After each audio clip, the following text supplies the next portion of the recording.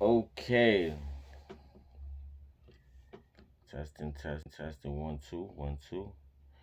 Shout out to the fans out there. We back live in effect. Like, subscribe, share, comment.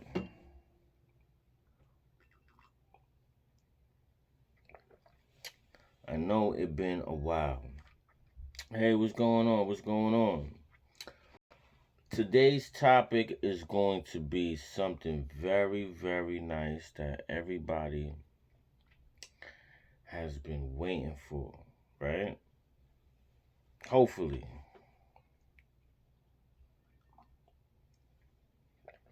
I'm getting in my celebration mode because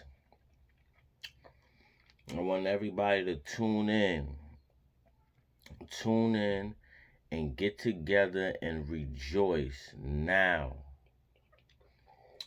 Especially for my new project that's coming out. My new album is going to be called Nectar to Honey. Yes, it's a very different album. I'm going to be doing a little bit of opera, a little bit of jazz, a little bit of R&B, a little bit of every single thing.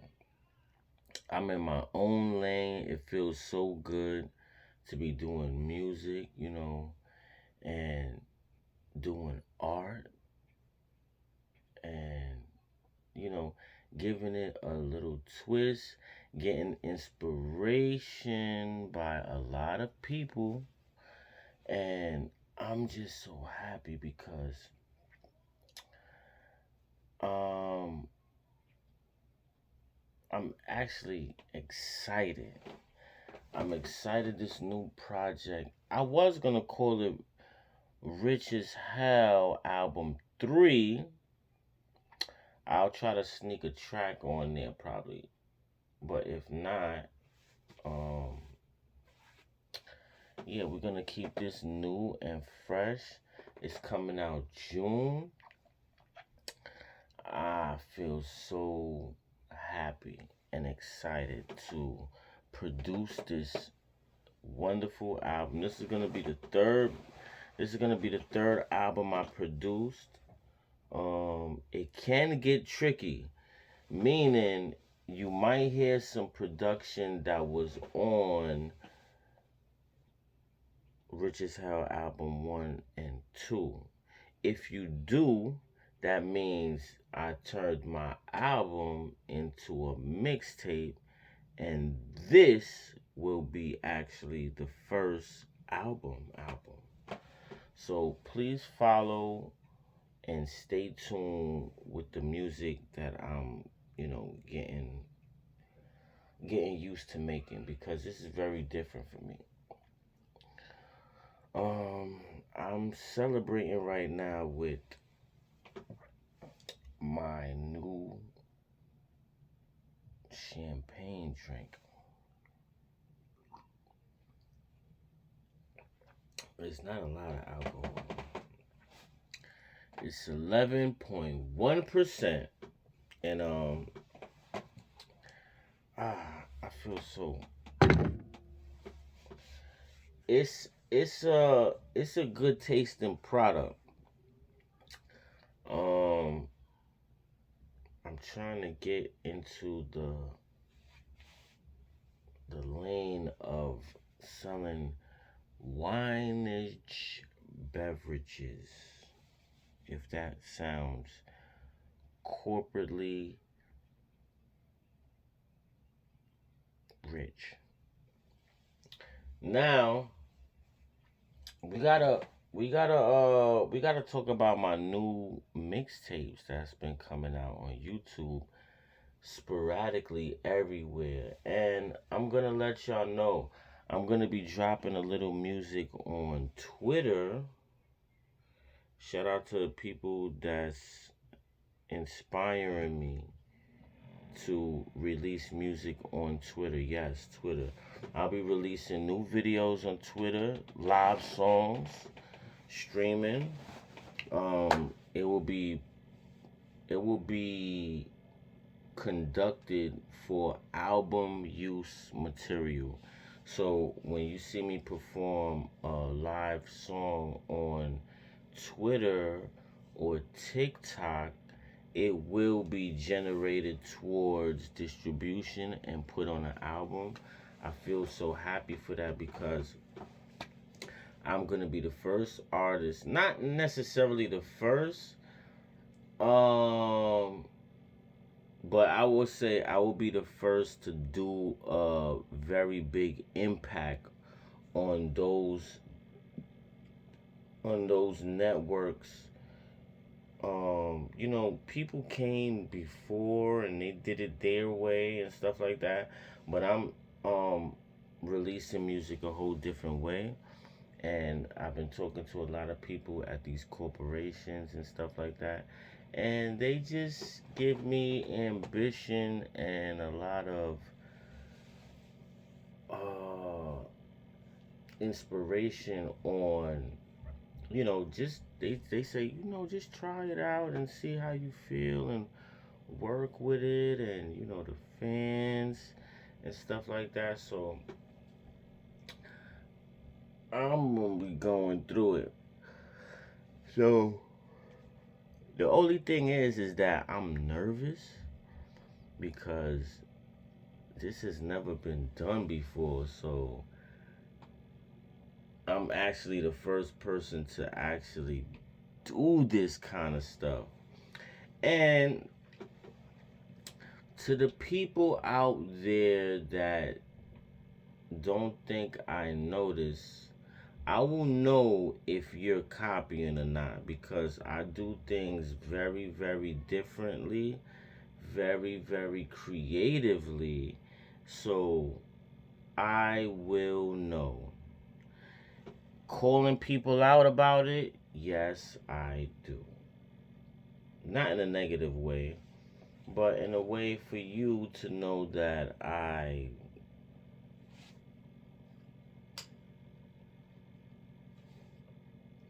So we not even gonna play like that.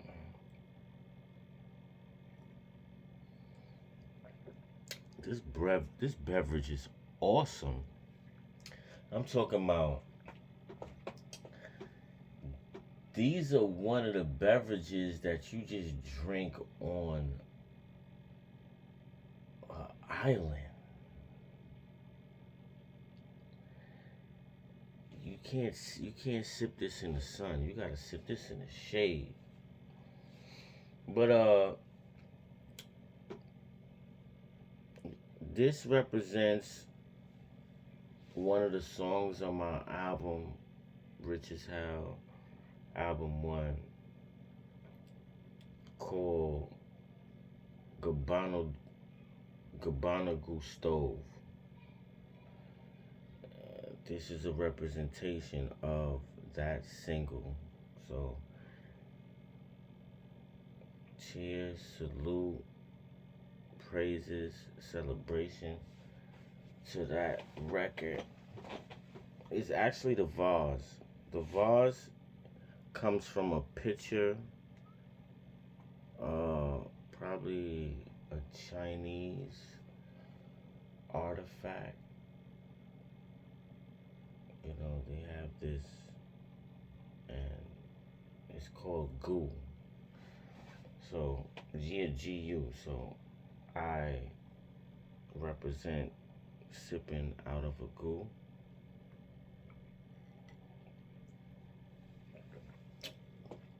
A Gabbana goo. And, just happy celebrating a new project that's coming. It's gonna be great. What's going on out there, everyone? Shout out to everybody. I got a lot of fans. I got a very nice fan base that respects me doing music, being myself. All that music that you hear now is a little bit too extreme. People are dying and within hours of releasing it. Uh, you know, making the wrong decisions, wrong music, going down the wrong path, stuff like that. I just don't get it. That's why I stay in my lane, I mind my business, and I get straight to the bag, you know, handling this new music. This new music is very interesting to me because the song titles are different. Nothing like you ever heard before. The production is different. Something you never heard before, or I never thought I would actually be making. But I really enjoyed making the production for all of these new projects that's on the way. Um, the Rich as Hell album 1 and 2. I produced 26 songs. It's a double album. Go check it out. You know, I listened to the whole. I'm not gonna lie. When I record, I do not go in there with headphones and listening to the beat while I'm rapping. I used to do that, but now I just record silently. No beat, no anything. Just go in there, record, and when I finish, the engineer either puts it the way how it sounds, or it just sounds rough. I like everything rough draft, normal, not tampered with, unedited, raw, uncut. I make music like that. So majority of the music that you hear, majority meaning majority of the music I ever made, I never went back and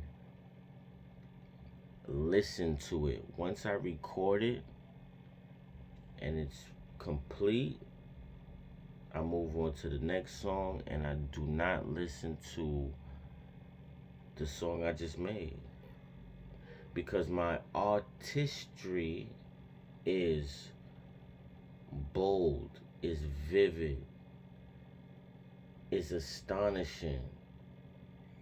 You know, if anyone, I'm gonna take y'all down the process of how I do things, but I will do that a little bit later because for now, I'm actually creating great music. Different. I'm going about it in a different, because I'm a real artist. Like, I'm a real artist. Like, things that you sit there and judge about, I just go in and freely do it all, and as soon as I'm finished, it's a masterpiece. It's like splattered paint. My lyrics in a studio, I just throw all the lyrics on the canvas, splattery, making it beautiful. And then when I finish it, I give it that rough draft mix. It's like a shellac, and then I shellac my music. You know, I give it that gloss, and then I hang it up to dry like I hang it up to dry like it's fresh out the pot on a plate, if you know what I'm talking about. And you know, I commend myself for being the greatest iconic musician, painter,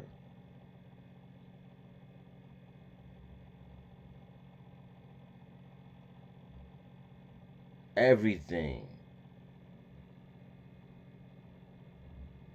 You know, I'm everything. So I'm just happy and I'm excited to see you. Here's the thing. I didn't record no songs yet for Nectar to Honey. I'm gonna start. Listen. I told myself I was gonna. Pardon. I told myself I was gonna record it the other day when I got some great news from my colleague, and I was so happy when I spoke to the one, the only, the greatest. And I was so back. See, I'm so nervous making this project. I don't want nothing to be going wrong. Not only that, I have a lot of things in the shop that I'm trying to get out of the shop. I got I got I got a lot of items that I have to pick up from different stores because these bills is like these bills is piling up on me. It's not a problem because I've been gifting myself. You see this right here? I brung this to life. This is the rugged life. Billions Entertainment. 25 years in the making. Actually a little bit more, but we're gonna go corporately.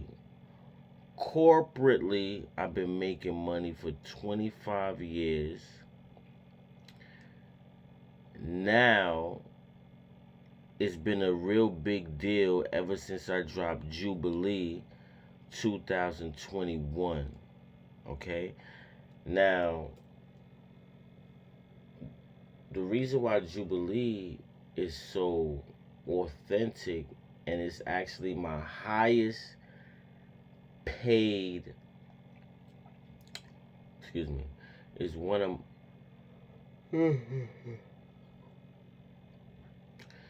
Jubilee is one of my first biggest checks ever.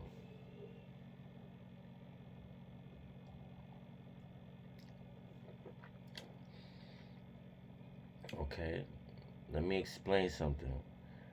I wrote Jubilee 2008, locked up behind the wall in Clinton. Came out 2011, struggling with these songs, with the singles tearing up the streets, tearing up the mixtape market. Finally getting distribution for it 2013. Went on a little stint tour on parole. I had to pull the song down 2013 off of AppleMusic, iTunes, all of that stuff. And then I released it only on Spotify 2014 and held on to, I dropped the album World Tour 2016, and it had bits and pieces of those singles on that project for 2016. I was still on parole, so I said, let me drop a little 30. Let me drop a little 30 songs and put that out there, let everybody hold on to that before I start moving around. And I threw that album on the back burner because it was only out on Spotify. See, it's not on YouTube. I had to block block YouTube for a minute because I couldn't put. See, I was too hot, so I said I can't put none of this music out on YouTube. Police is gonna lock me up. Swear to God, that's how deep my shit was going. I don't know about everybody else. Motherfuckers could say whatever they want, but listen, I was on parole. If I drop any song okay? And it's on YouTube. Listen, that shit was blowing up. Nigga, I was scared. I didn't even know if they was gonna come and lock me up, okay? That shit did like 43,000 views in like 3 weeks. I knew that shit was, listen, that shit was gonna hit, okay? That shit was gonna hit. It was gonna hit crazy. I said, oh, hell no, I can't do none of this. I can't even move around. So I said, you know what? Let me get into a little groove on just putting stuff out on AppleMusic. So I've just been dropping mixtapes on. If you check out my name, you ever can go on AppleMusic. That's where I've been putting out all the stuff that's not out on YouTube. We could go down the list with that. We could. It's just too much. It's just too much. It's just too much heat. Even a lot of collaborations. Mostly all my I did not want to surface with none of that stuff. So I was really building up on my debut album. My debut album is how I wanted it to really sound if I dropped any kind of motherfucking album.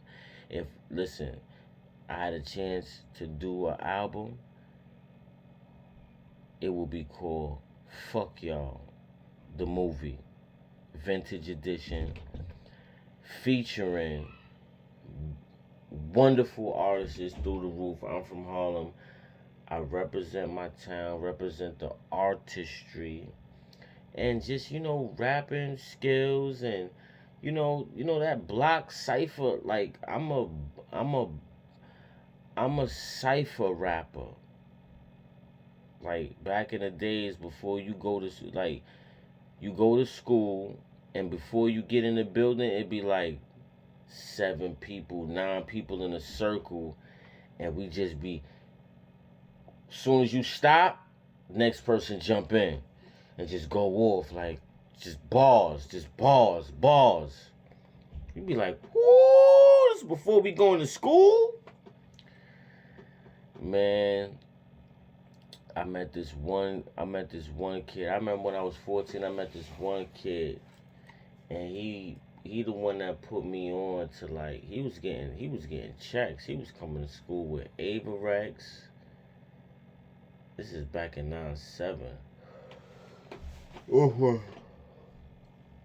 Awful, like, deals he was doing and stuff like that. And it was cool. I was young, where I didn't really know nothing about none of that stuff. I just was like, oh, okay, that's what's up. That's it. But as I grew older and started learning that it is a business, it is certain things you could do, it is a lot of money in it, it is true. You can make a way for yourself. So I'm doing a lot of mixtapes. I got into the mixtape groove of just putting stuff out on AppleMusic, just putting it out. I drop anything and I want it to go under wraps, I just put it out. A lot of double albums. I did a song called Bold Faces. It's on YouTube. It's on my debut channel. And I turned that single into a double album.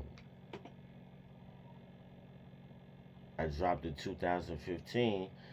I looked at what I was doing in a timely fashion. I said, you know what? This need to be a double. Put that out.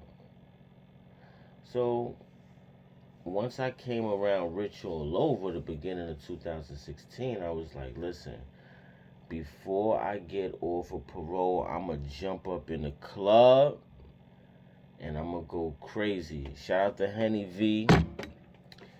She booked me at this club in Spanish Harlem. I'm on parole. I was not supposed to come out the house. Listen, when I tell you I perform Rich All Over, that's when I, listen, when I went to the club, it was a small club, but listen, everybody had their phones out. I'm talking about, it must have been like 200 people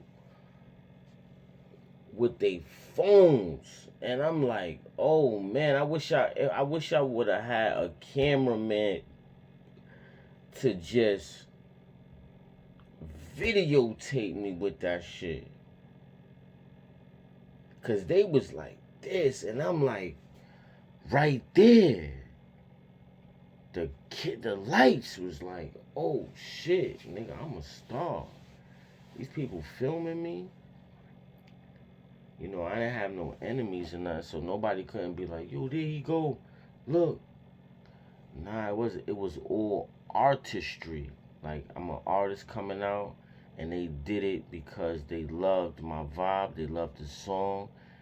You know, it was the most best time I had in my life releasing a single. I released other singles like Blow Some Money. We did that in the Club Pyramid. You could catch that online at my debut channel. Before the Filth, that was my single right there that I was promoting. Shout out to Low Deluxe. He was in that video. We had to pull that video down. It was doing too much numbers. I got scared. I didn't understand. I didn't know what I was doing. I knew the numbers was going up, and I said, no. I ain't used to this. What is this? This is new. Like, this is new for me. First video, first guest appearance loaded. He already had like 1 million views from battling. So it was like, that shit was just going. I'm from Harlem. Harlem was on fire. Everybody coming up. It's like, I say, plus I had my parole situation. They was about to lock my ass up, man. They were looking at the expo. They was looking at what I was doing.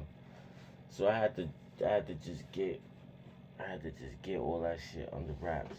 So when the debut album came around and I'm off parole, you know, I got stupid. I was running around like, not really touring like that. I felt my album was so big that I didn't have to tour. I was like, man, fuck tour. Nigga, fuck tour, fuck rap, fuck all of y'all motherfuckers that shitted on me, hated on me. Fuck all y'all motherfuckers that just was on some bullshit, thinking that I wasn't gonna do. Nigga, I got my own label, Billions Entertainment. Nigga, I'm a motherfucking CEO. I just did a whole bunch of motherfucking time, and now I'm back for what the fuck is mine. For what I've been doing all my younger years. Yes. Got the feature. Got the second highest signee in New York City. Let's talk about it. And if you feel any kind of way, it's not about how much records. It's not about this, that. I don't give a fuck about none of that shit, man. I give a fuck about Harlem. I give a fuck about my block. Nigga, I'm from motherfucking 155th Edgecombe. Do your fucking research about who's from Harlem. Do your fucking research. Do your fucking research on every rapper from Harlem. Yeah.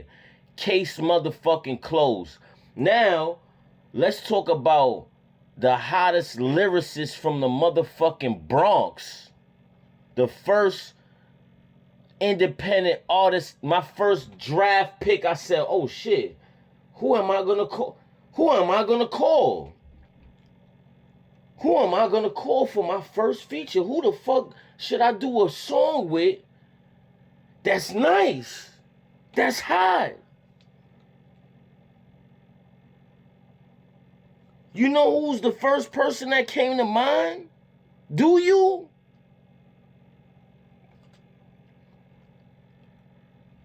Fred the Godson. And I was sitting there pondering for a minute, like, who the fuck should I get? This shit is crazy. Who the fuck is nice? Who's hot? Who's doing what? Who could I reach out to that's from the hood, that's from... Listen, born and raised in Harlem, but listen, you know what's next door. I moved to the Bronx. 170 Finley Ave. Let's talk about it. 1308 Finley. Okay? So, I said, who am I? Got it with Fred. Fred is so fly. I never said this. I don't think I ever said this. R.I.P. Fred, right? Now, you know when you coming up, you don't really got your bag right, but you got your bag right. I'm a CEO. I'm doing real business. People are signing pink slips and signing, you know, I'm not doing the word of mouth. I'm not asking for no handouts. I'm coming with the bread and I'm coming with the paperwork.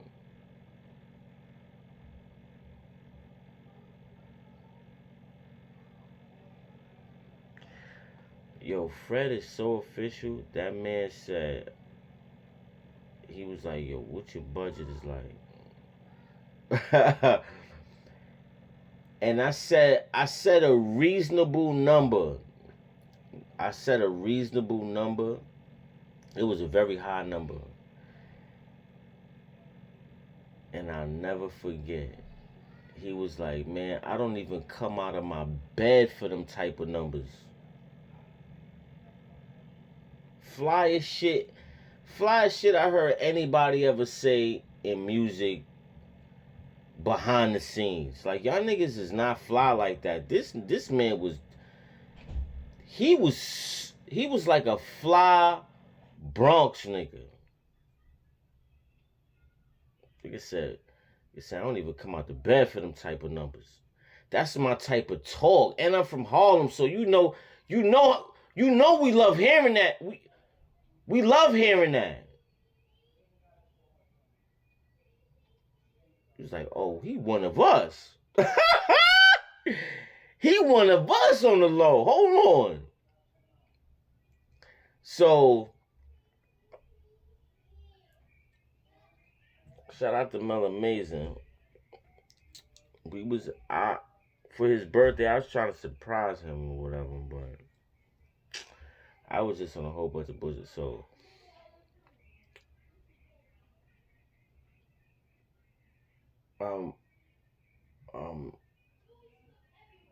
with some broads, we having like an orgy or whatever, right? And I'm in there with two broads. My brother, he kicked in the door. He's like, yo, what's going on? See, every time motherfuckers kick in the door where I'm at, I'm always with like two broads getting it in, right? This particular day, I was actually supposed to go drop the money off. I was supposed to drop the money off so I could go handle the music shit, the business shit. But me,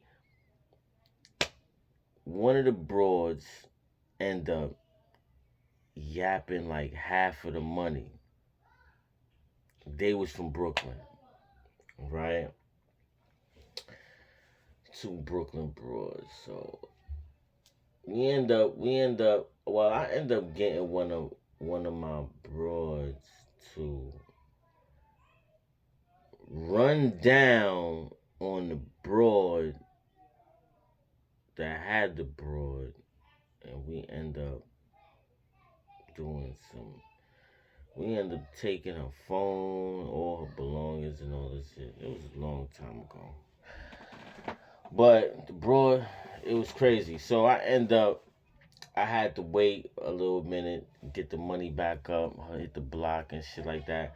I even hollered at one of my boys. I went to his crib. We was writing a whole bunch of stuff, right? He wanted me to write. I think I wrote on my album. I wrote like I was in the mood. I was like, yo, we about to blow. This is it. Taking off. And long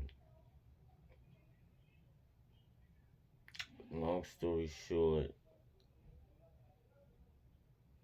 um I mean, I had one joint. I went to the studio. Fresh showed me around the studio. You know, we was chilling. He had Benji Films around. He was doing filming, a lot of filming and stuff. Um, it was just a beautiful. It was a beautiful. It's just beautiful, man. Like the whole thing, and I was just trying to get my stuff together, and I only had one song out about that time. I had one song out, so it was hard for anyone to take me serious. You know how a motherfucker had one song, and that's it.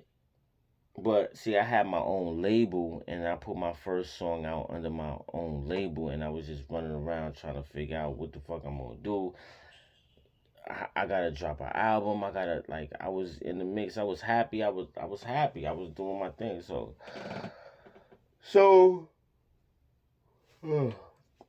so what ended up happening was I ended up dropping a project, put it out on Spotify only. A lot of the music went on AppleMusic, and I had to wait for that feature for like 2 years. He kept that feature tucked because I had to build up my name. I had to build up who I am. People don't want to throw their name on somebody that's not credible. Okay, so I'm just working my way through the industry, working my way to the top on how I do. You know, and I said, it's time to work on this album. Once I started working on my album, what's good? Once I, oh, Ash, yo, let me tell you, listen, hold up. Let me backtrack all of that. Man, I was a studio monster, hooking up with so many different artists to try to build this shit up from the ground up. It was just so crazy. And I'm hooking up with this artist, motherfucking gangsters from the street, trying to tell them, yo, listen, fuck that street shit. We going in the studio, we gonna make some hits. We traveling, we moving around, we gonna make this shit work. I'm telling you, I'm gonna make it work. We collaborating, that Piff. We dropping we dropping like 7 albums on that Piff, 7 mixtapes on that Piff a day. Like, shout out to Ash. Oh man, like, I'm so mad that a lot of people didn't stick around. I'm just putting stuff out. Mel Amazing, putting stuff out. Hot Boy, drop something with him. Prince Cabal, drop something with him. You got Chazarel, drop something with him.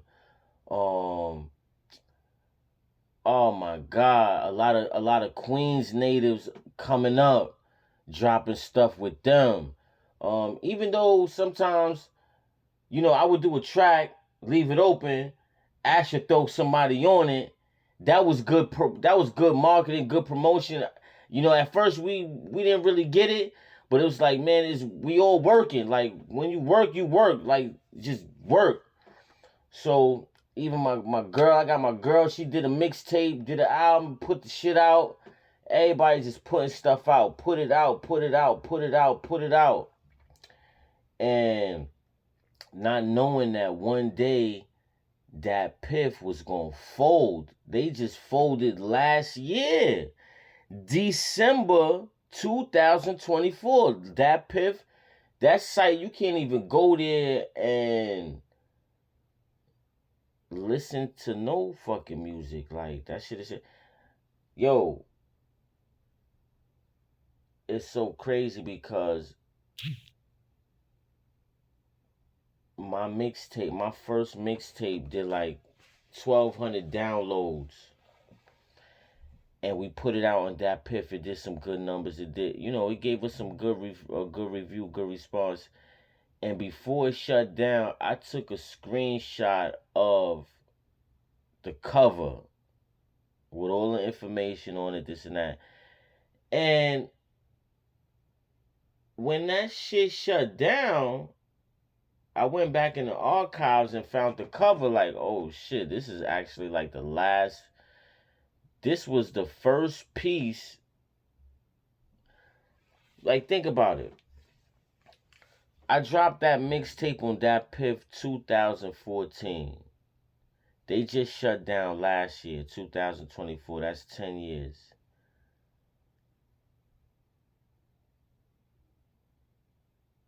That August of 2024, before they shut down, I released it under a whole different, I put it out as The Rugged Life, I think. It was crazy, man. Like, so now we back. Now, basically, I'm giving you a fresh start of what I've been through. It's like a new beginning for me. So I just went running with it now. So now everybody has actually not stuck with it, not, everybody was kind of like iffy. I don't know if everybody was iffy, but I was getting doing the features and stuff like that. So I don't think once I dropped the feature with Vinny Chase, because he signed for 2.5 million at Epic Records. Once I dropped my single with a credible artist, that's when everybody started looking at it like, yo, he really working. Like, I built myself up. I built everything from the ground, from the bottom, coming out of prison, doing like 6.5 years. Like, it's just amazing. Like, I just hit the ground running, and I really want this shit. A lot of people, and plus I've been doing it, but it's like once I got locked up, it's like nothing you could do. I'm in the yard, behind the wall, rhyming for hours. Like, shout out to Rod Diggs. I was the the the, the they had an artist named Ra. He was doing his thing. He from Brooklyn, and I was rapping. I was just rapping with a lot of people, man. Oh, God bless the dead Ty Shane, man. Like, Ty Shane came out and he was doing work with Digging in the Crates. He was a big artist, man. Go check his music out. Like, we shut the whole motherfucking Rikers Island down at one point. Like, they opened up his side and opened up my side, and then we just went. I went over to his side, and we was like, it was just so crazy. Like, they was feeling that energy. We was on the gate, just going in, like just going in, going in, going in, going in, non-stop, back and forth. Like, oh, you got 16? Nigga, I got 16. Like, I'm just calling up a whole bunch of people from the label. I'm calling up All right, baby. I'm calling up a lot of people from the labels, trying to get stuff going out there, and just working, grinding. So he came out. He came home first, and then when I came out, I had some shows booked at the Club Pyramid, and we end up going there. Shout out to Swagger. One time I went to the club, I didn't even perform nothing. And Ty Shane was performing. He was like, "Yo, get on the stage with me. I want you to be my hype man." So I was the hype man for Ty Shane, and he was like, "Yo, don't do nothing crazy. Just you know what I mean? Just you know." So I kept it light, and then I looked in the crowd. Once he finished and we jumped off the stage, I see my cousin in the crowd. I'm like, "Oh shit." She didn't even tell me she was gonna be there, but she's an artist too. She was doing her thing. It was lit. It was just all lit. Everybody's having fun and stuff. But once I dropped my single, the Fuck Y'all single, that's when people started to look like this nigga just dropped an independent album on his own with a major feature. Not a lot of niggas could do that because your money ain't right. You not linked in. Like you not in the streets for real. You ain't been through nothing for real. So niggas ain't gonna really know you and stuff like that. Shout out to JR Writer. Um I got him on the album. I was all the way out in Delaware looking at this magazine, and my manager called me up like, "Yo, what you trying to do?" And I was like, he gave me three options. All right. He said, "Yo, would you want to do you want to open up for Dave East?" This is before Dave East even blew up. He said, "Yo," he gave me three options. He said, "You want to," I think it was four, matter of fact. He said, "We could get a feature." No, the first one was, "Do you want to open up for Dave East?" Right? And this time he was bubbling with his mixtape, and he was about, this is before he got signed with Nas, or just about, I think right after that, or something before Mass Appeal. Like he was just hot on his own. And I'm like, Dave East, man, what if I open up for Dave East and nothing happens? Like, it's not something tangible that I could really. I would have definitely went, got a picture with him or something like that. I don't know about the feature because it's like, coming up, people not really trying to do stuff like that, and I ain't really know him like that. So that was out of the option. Opening up for him would have been great though.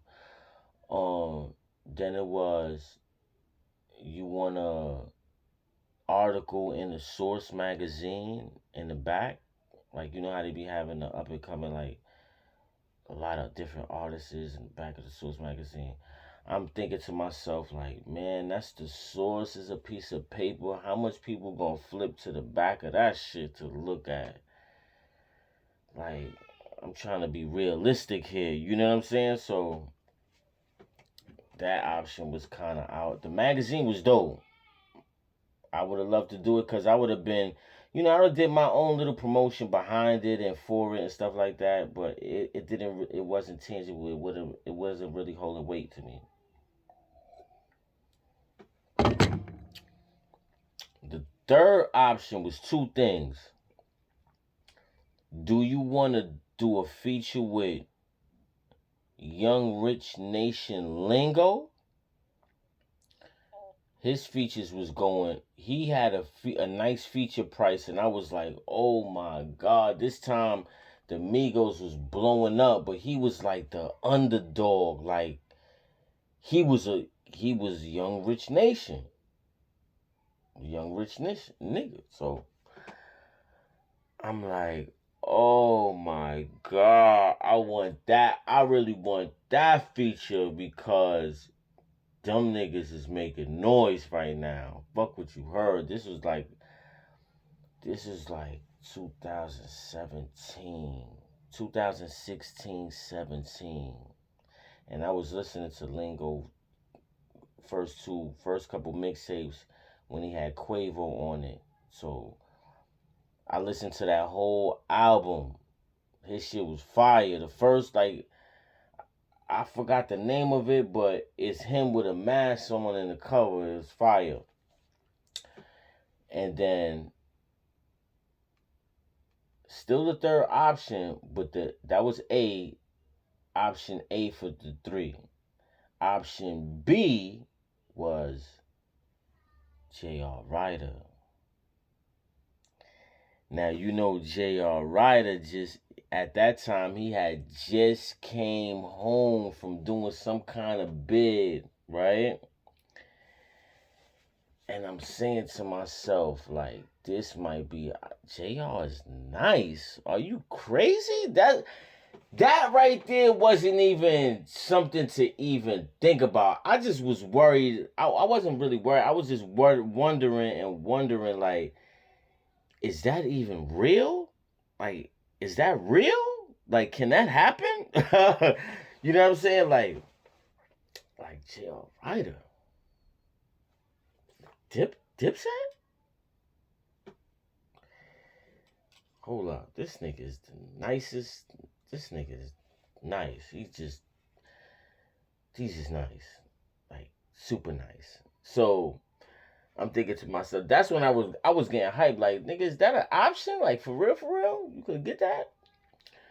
So I end up reaching out, and they said yes. At this time, I was in Delaware, and it was so crazy. I was on the phone with my producer. Shout out to Jason Wims. White boy making beats from scratch in his basement. And I got him on the phone, and we was talking. Actually, we was face to face in the studio. Something. I was like, yo, I need you to make me something, man. I'm about to do something with JR. I'm about to do something with JR Ryder. He was like, the Dipset? I was like, yo, yeah, man. Like, yo, I need something that's for that sound. Like, we going for the sound. We going raw. Throw your sound in there. Throw everything in there. So he ended up making the beat, and he sent it to me. When he sent it to me, I'm like, this is that chamber music, like, just gutter, raw, nasty, dirty, like grungy, grimy, Harlem, like the dark side of Harlem. So he believed in me so much, he threw some of that bread up. He threw some money. He went straight to the bank. Pulled that shit straight out the bank. Threw it in my hand like, yo, make it happen. I'm like, listen, I'm about to get out of here right now. I was in Queens, Rockaway, around there. Man, I jumped on the fucking train because I needed to get there quick. I jumped on the train. I went straight to the bus, but then I had to go all the way to Delaware.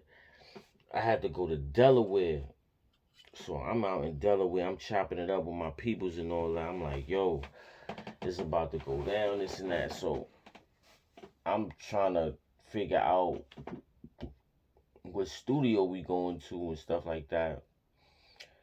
At this time, I never recorded with nobody in the studio. I guess this was the time where everybody's sending their tracks, send it like, you know. this was a sending time because I remember when Lil Wayne came out with the Carter 3 when I was locked up. I heard people talking about oh, send me the track, send me the track. So people wasn't really jumping in the studio like that. If you was somewhere far, niggas like it was over. Like you had to just send the track and then just send it back. So I end up getting up with JR. He said, he's gonna be somewhere, and we went to a nice location, dark. Niggas was in the alley. And I respect JR so much, man. He pulled up. I was with my peoples. My peoples, I was going there by myself, but since I said that I was going somewhere, yo, you might wanna, pull up.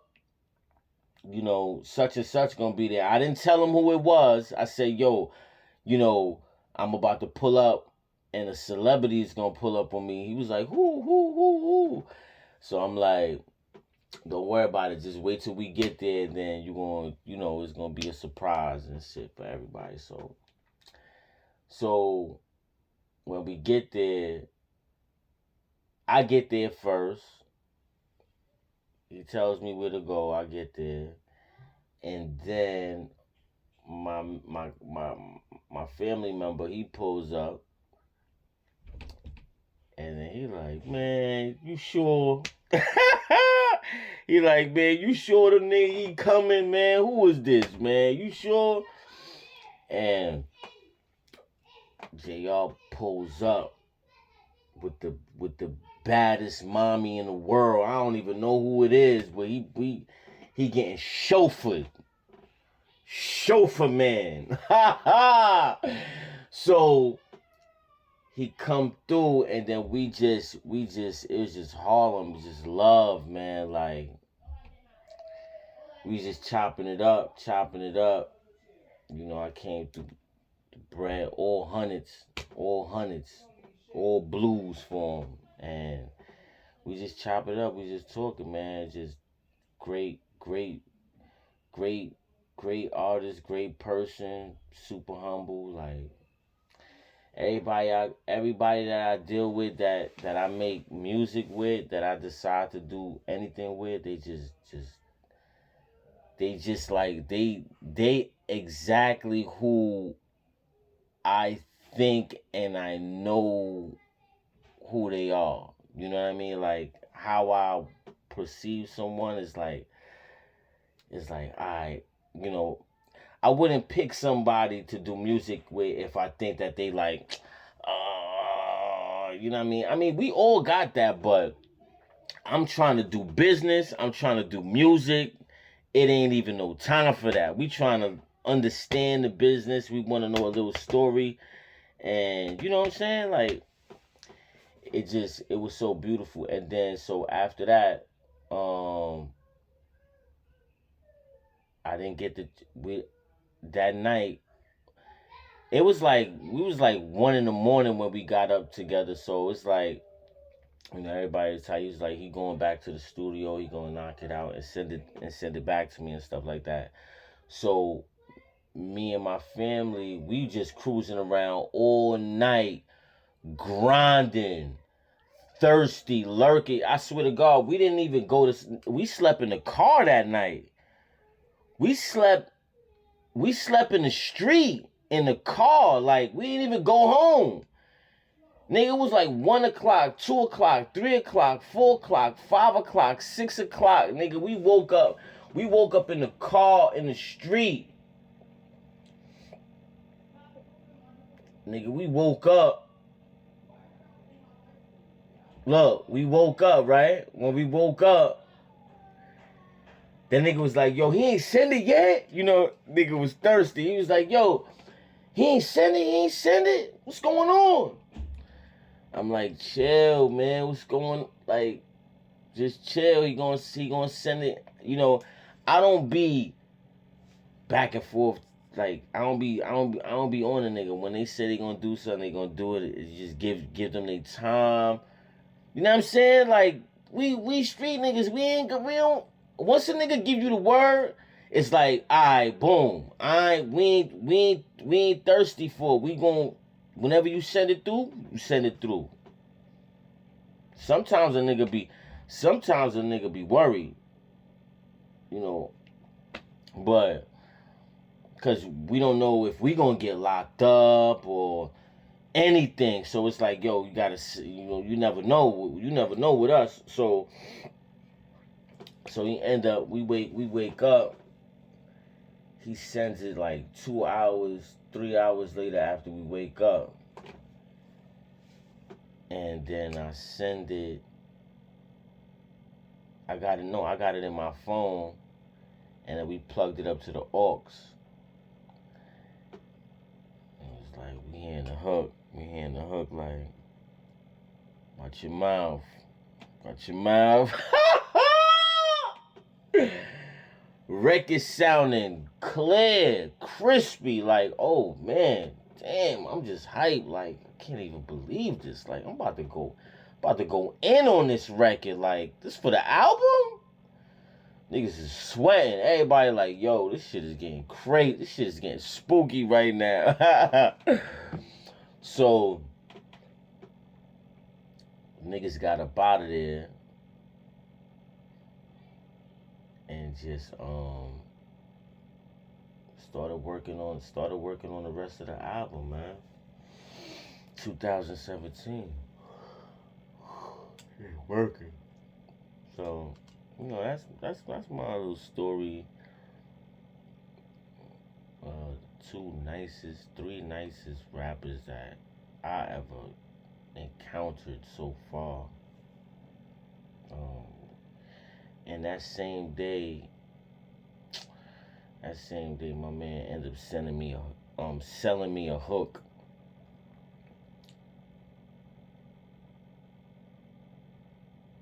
To one of my boys that I met before him, that introduced, like, I went to his crib. I went to his crib. We was, that's my man. Like, anybody that, let you come to their crib, that's just like, that's love. Like, love. And it's still love. It's always gonna be love. I gotta get some more paper up and stuff like that. Shout out to everybody out there. So I'm just hyped on making music, getting features from people that have credible names, got incredible money, been through incredible deals, and I'm gonna come up doing what I'm doing. And I didn't get a big check until 2021. Like, after COVID, for putting in work, and everything is timing and grinding. You don't grind, you don't eat, man. That's the shit that I learned when I was up north. Me and my boy, we was on the gate and we was talking and shit. And this was around when Michael Jackson had passed away and shit. It's like, you don't grind, you don't eat, man. Sit. You don't grind, you don't eat. And he was going back and forth, but I remember I bursted out. I didn't even think what the fuck I was saying, but I was, it's just one of them spirited moments when you come up with something. It's like, and that shit stuck with me, because I said it to him and he repeated that shit like, yo, that shit is crazy, man. You right. You don't grind, you don't eat. Say it with the enthusiasm behind it, with the, you don't grind, you don't eat. Oh, I never forget them days, man. So yeah, that's the time when I was out there selling them units, coming out with like 100, coming outside with like 100 units, selling everything. Don't give a fuck what the fuck I'm getting. As long as I'm pushing and people respect the hustle, they purchasing it for any price. You know, we had a price, but they was like, man, here, hold this, hold this, hold this. This is around when Troy Ave was out there running around selling. Yeah, man, New York hustle, man. Selling these units is different. So, once I released my first album, Fresh Off Parole,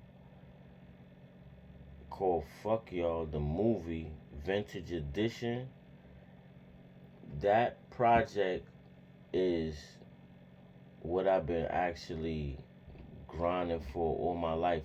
I was gonna throw Fred on that album, but I was like, man, this is too much features. Let me just separate him from everybody else, because everybody else had deals, you know. And eventually I put out Filth York, and it's like that. The Rugged Life 5 is like that with him in it. But I had to drop a project, and it was just me and him as one feature with the remix, and it's called The Pink Panther.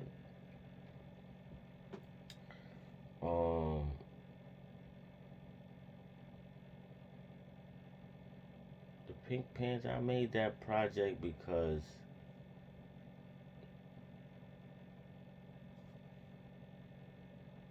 I felt like I was really the Pink Panther, like going through everything quietly, not really, not really saying nothing. Like I talk, don't get me wrong, I talk and stuff, but I just feel when I'm doing the music, it's like I'm going through the industry, and it's like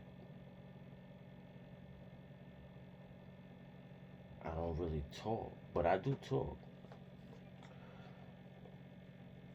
It just feels like one of them things that you just walk. It's like you just go through with the whole episode. If you look at a Pink Panther episode, that's how I felt. That's how I feel walking through the industry. It's like shit like that. But it's still great. It's still there's a lot of people that I did not mention that hollered at me. And there's a lot of people that I'm gonna work with, because I am an artist and I'm not going to stop making music. I don't give a fuck how old I am. Listen, let me tell you now. A lot of motherfuckers be putting a age on things. They put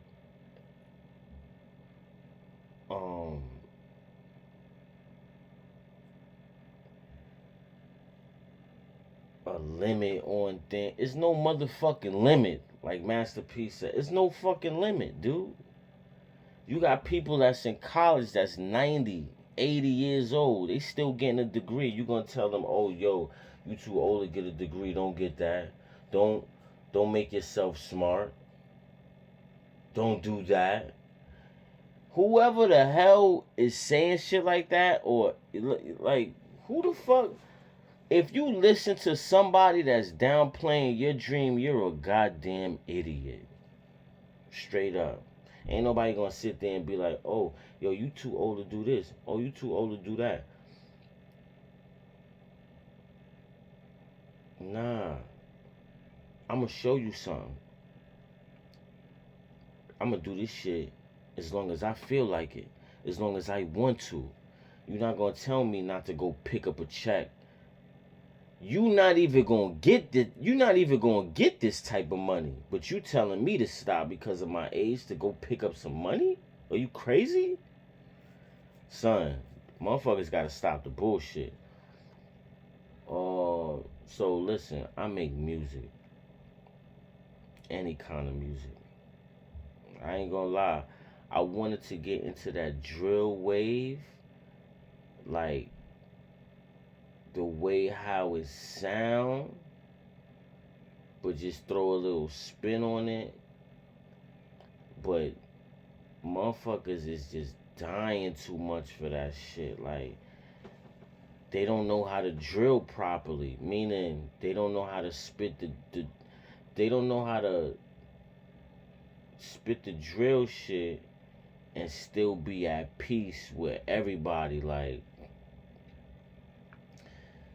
this shit is just, I don't know, man. It's actually the wrong music to ever decide make it now, because you drop a diss track, your ass is out of there within 24 hours. Probably a few hours. So nobody's playing with talking about, you know. My thing is this: I'm out grinding. I love that I'm making my own beats now. I've been rhyming over other people's beats for years. Like, rhyming over other people's beats for years. And now I'm able to, I'm not a producer, but I'm able to make some beats that I don't necessarily like, but then I gotta make a certain song for that kind of rhythm, that kind of tune. That's why Rich as Hell, I made that I made the beat, but then when I made the beat and I went in the studio, I actually recorded that whole song without listening to the beat on the headphones or anything. I just went in there like, I'm rich as hell. I'm rich as hell. Got a lot to be proud about. Got a lot of hustling to do. Don't give a fuck about this rap shit at all. Just making the dollars. Yeah, I got something to make you holler. I'm talking about the hit that you're dancing to tomorrow. Wait, yes, yes, super. Wait, wait, I'm rich as hell. Wait, wait, I'm rich as hell. Sound like a movie, don't it? Yeah, running in first place still. You might wanna add me up, huh? New paper, don't dap me up. Stop it, huh? This flyer than the dapper dawn. Talk is cheap, move along. This right here, hit you, slap you in your face with the first week numbers. You a bum. Stop being a runner. I told you, this right here is the coldest summer. How that sound? You're getting jerked for your royalties now. Yo, I dropped that March 6th, man. 2025. I'm not playing, man. This is the new shit. It's the new beginning. I'm going all in. I'm going all in. But let me tell you, after I dropped that double album, I went and dropped the Rugged Life 6 and the Rugged Life 7. So I went to drop the Rugged Life 7, and that's my latest project right now. We trying to hurry up and finish up the Rugged Life series. I'm gonna go all the way to 10. But for right now, I'm rhyming over everybody else's beats and stuff like that. I'm rhyming over other people's beats, and just trying to build up before I drop another album, because I don't want to rhyme over other people's beats, to be honest. I don't want to do that. I've been rhyming over a lot of industry beats, a lot of projects that y'all know about already like that. And I just want to just add my new expertise to that type of sound. So when I do the new stuff, you could always look back and be like, yo, he did all of this before he did that. Yo, he did all of this type of work before he did that. And, give you a little comparison of everything. So I'm really hyped. That's why I'm celebrating and just giving y'all a little couple stories that you never knew about me, about what I went through and stuff like that, because it is a new beginning for me. And you know I don't want nobody to put age on something, because I'm getting older, and I'm not going to stop making music because how somebody else feel, or this and that. They got a lot of people that's younger than me, right? That just started making music, just got into the business and stuff like that, and they're making a lot more money than me. Should I stop? No. Um, should I feel some kind of way? No, because I'm in a whole different lane. They're in their lane. Um, all I could do is commend them. I'm not a hater. I'm from Harlem. Like I done been through it all. Like I have a great life, a great story, great music. Been through a lot of great things that a lot of people have not been through yet. Probably won't ever get to go through it. So I'm not. I want y'all to live and make shit happen. You know that's how I taught myself. I want to fucking live. I want to make things happen. I want to be successful. A lot of people have problems now with little things. Me, I've been in a lot of situations, great, good situations. That doesn't bad necessarily. Like all bad situations got handled with. Like all bad situations got handled. I don't have no bad situation, and people respect me. Like if we ever got into a problem, it will be handled in a respectful manner, not uh disrespectful manner, because I'm not disrespectful. Now, if I feel, listen, I'm not even gonna get into all of that. All I'm gonna say is this: I respect you, you respect me until um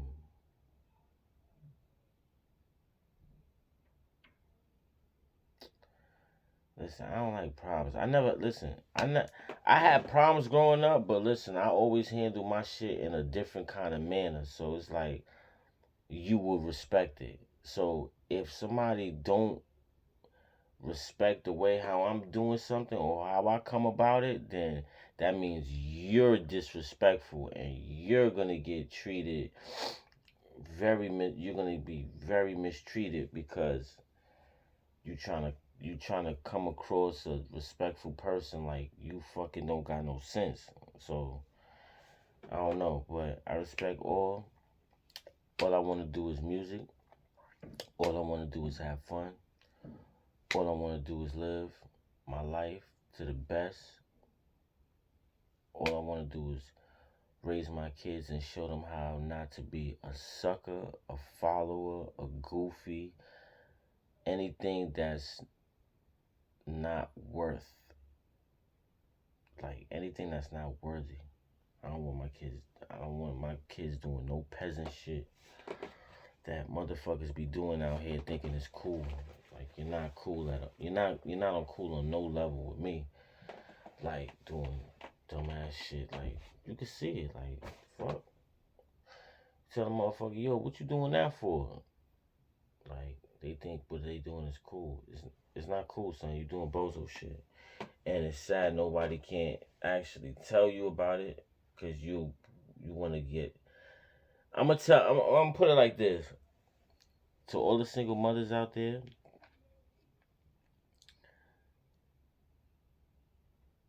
If you're not gonna raise your child right, properly,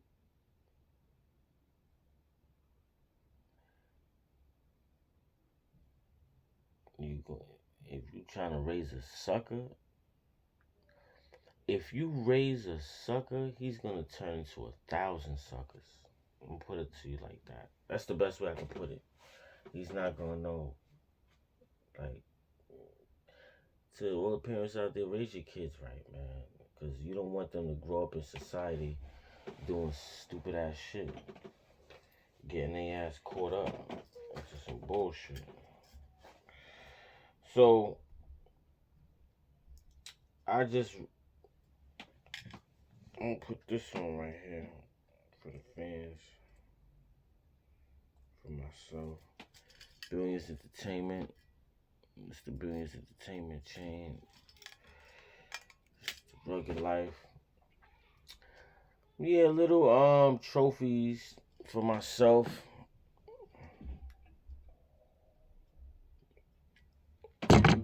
Ah. So this is what we're gonna do.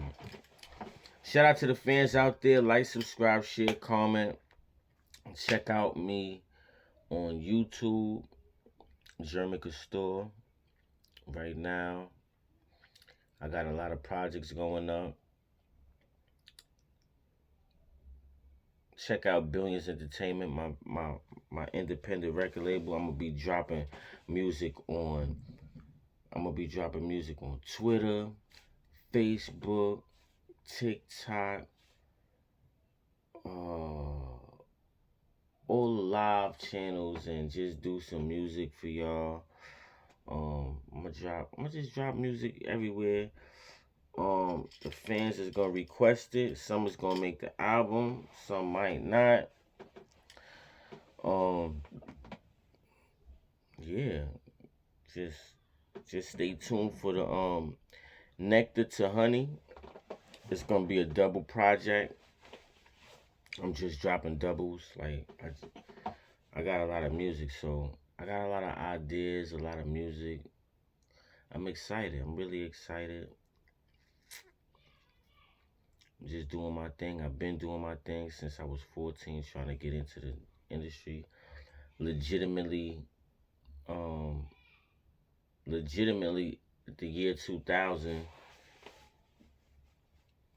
and around 2006, I got locked up. So I'm back.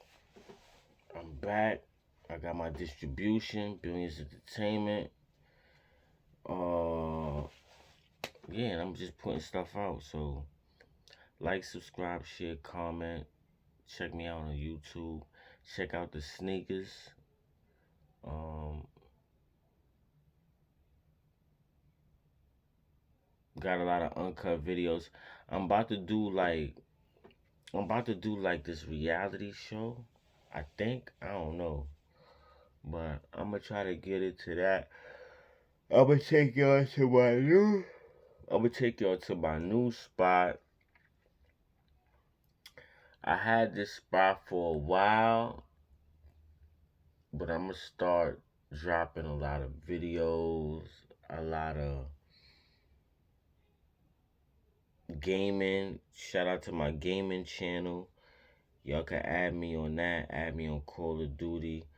I'm back on Twitch. I'm just trying to figure out how the hell to work it. I do not know how to work my Twitch, but I had it working before. If y'all go on my YouTube, Billions Entertainment, I do have a Twitch. Was playing the game and stuff like that. But I don't know. I'm really excited about the Twitter account right now because I'm gonna do some new. I'm gonna do some new music on there. I'm just gonna be giving y'all a whole bunch of different stuff. And I'm excited. I want y'all to stay excited, stay blessed. Um, it's gonna be a lot of stuff. Right now, I'm trying to get my new chains out the shop. I got some new chains coming real quick. Silver and Onyx. Silver and Onyx, the mixtape will be.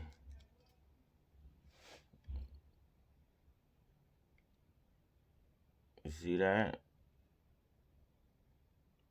You gotta tag your jeweler and make sure y'all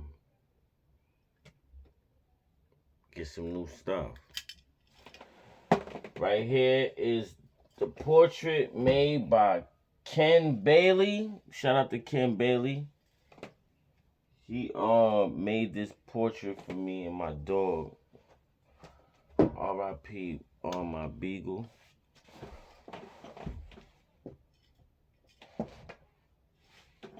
This was so crazy. I need a plaque this big. So we working on that right now. So shout out to my beagle. She got the cinnamon bun right here. I miss you. Her name is Crystal. I had my beagle for a long time. So I'll be back after these messages. I'm actually dropping a mixtape tonight, right now.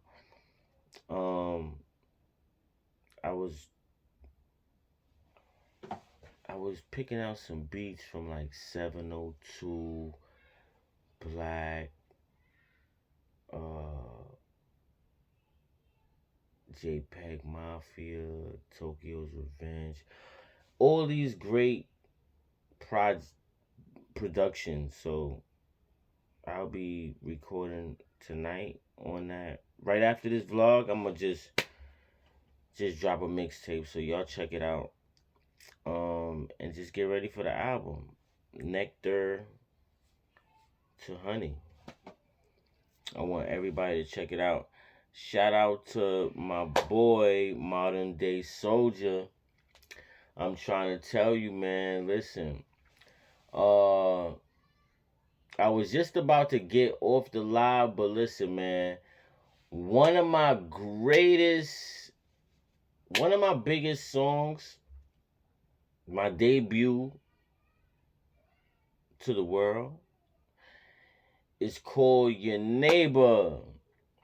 And I recorded that single with some great artists.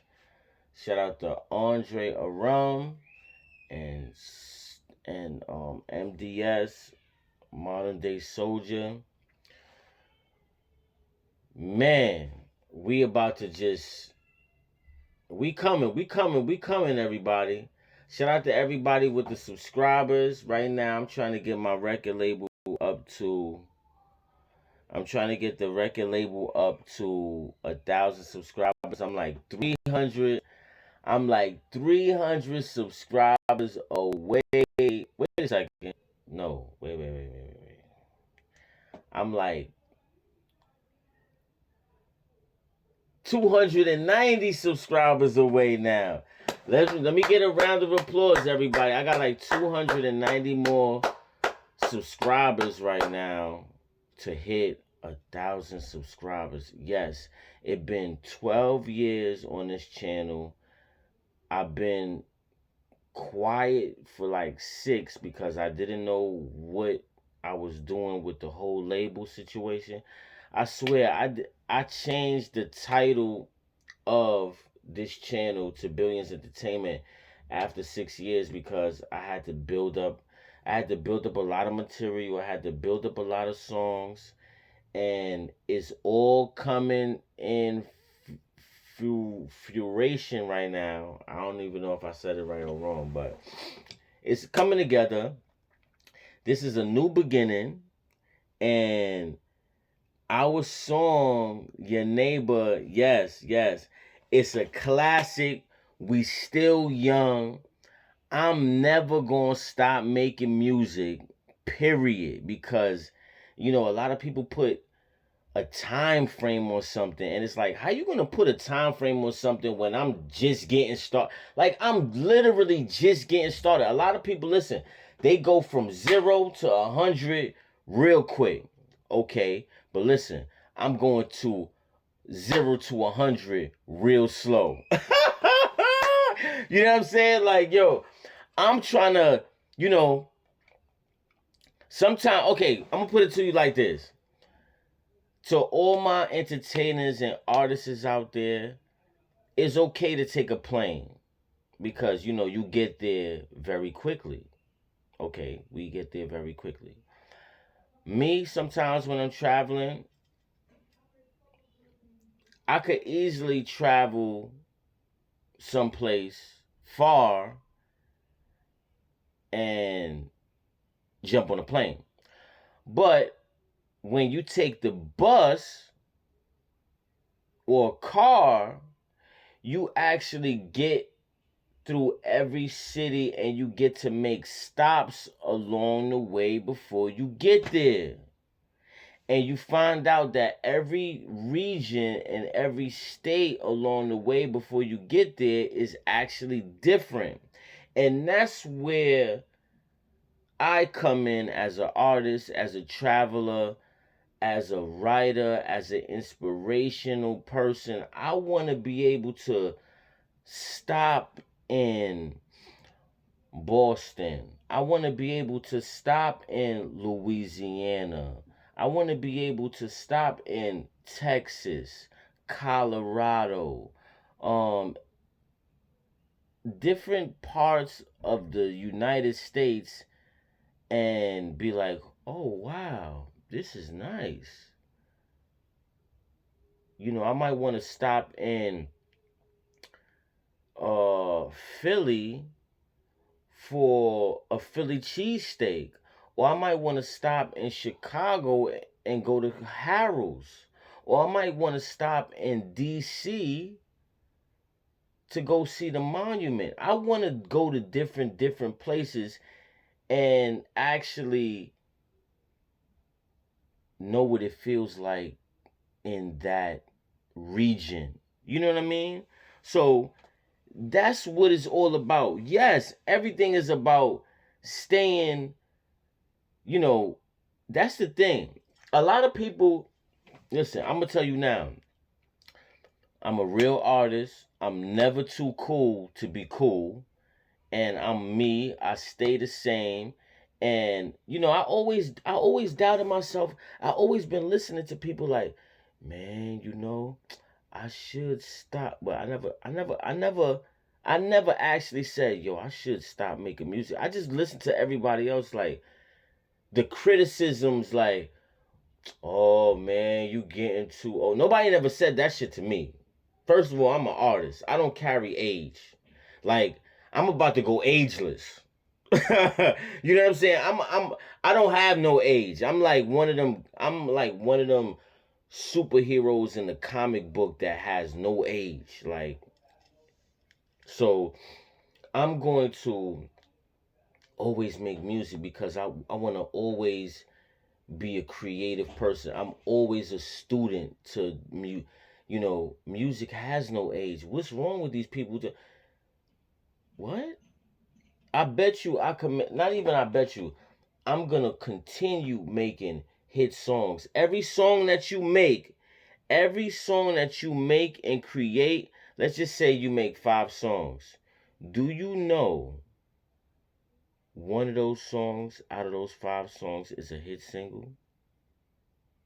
If you make 3 songs, one out of those 3 songs is a hit single. The thing is, you just have to fall in love with the record and promote it. Not necessarily, yeah, promote it. You have to fall in love. I fell in love. Okay, here's the problem with me. I'm going to tell you right now. I like making music on other people's production, right?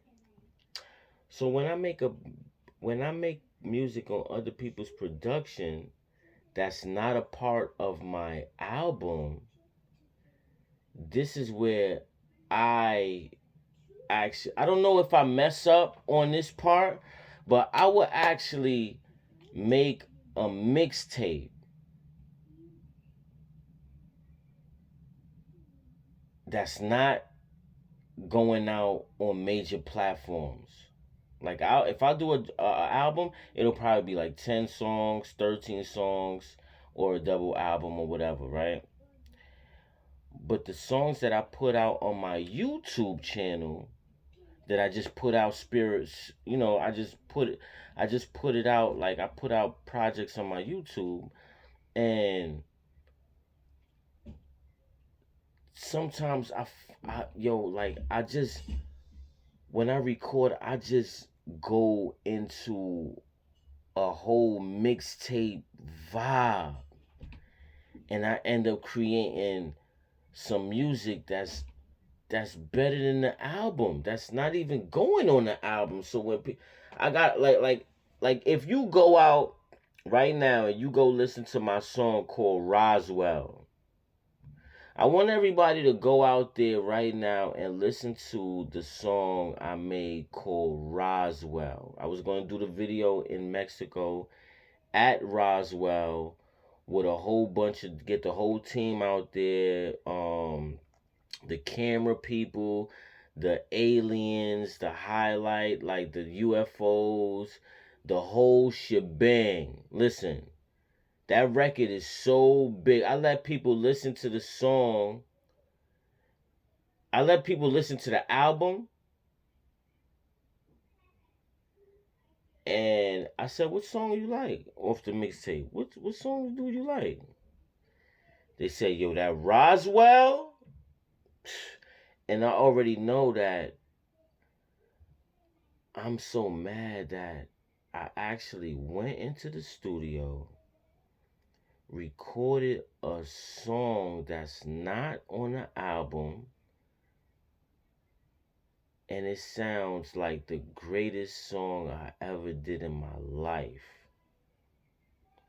Cause it's the beat. The beat just, sometimes the beat just captivates your whole soul, and it just draws you like, yo, like you gotta say so, like you gotta say something crazy to the record.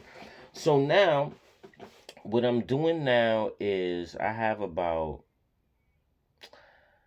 I always say this, but I have about 19 songs.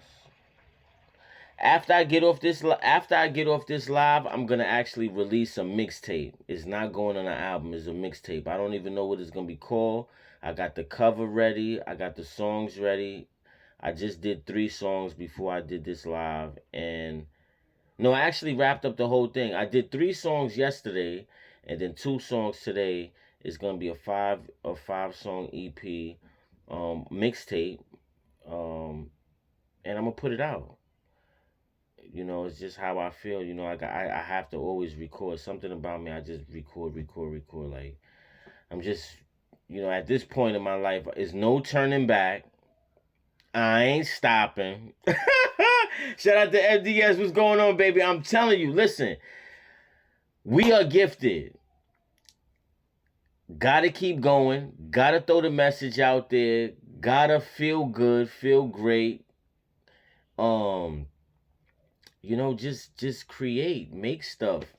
And I'm really excited because it's not the album. So it's like I'm gearing up for the project.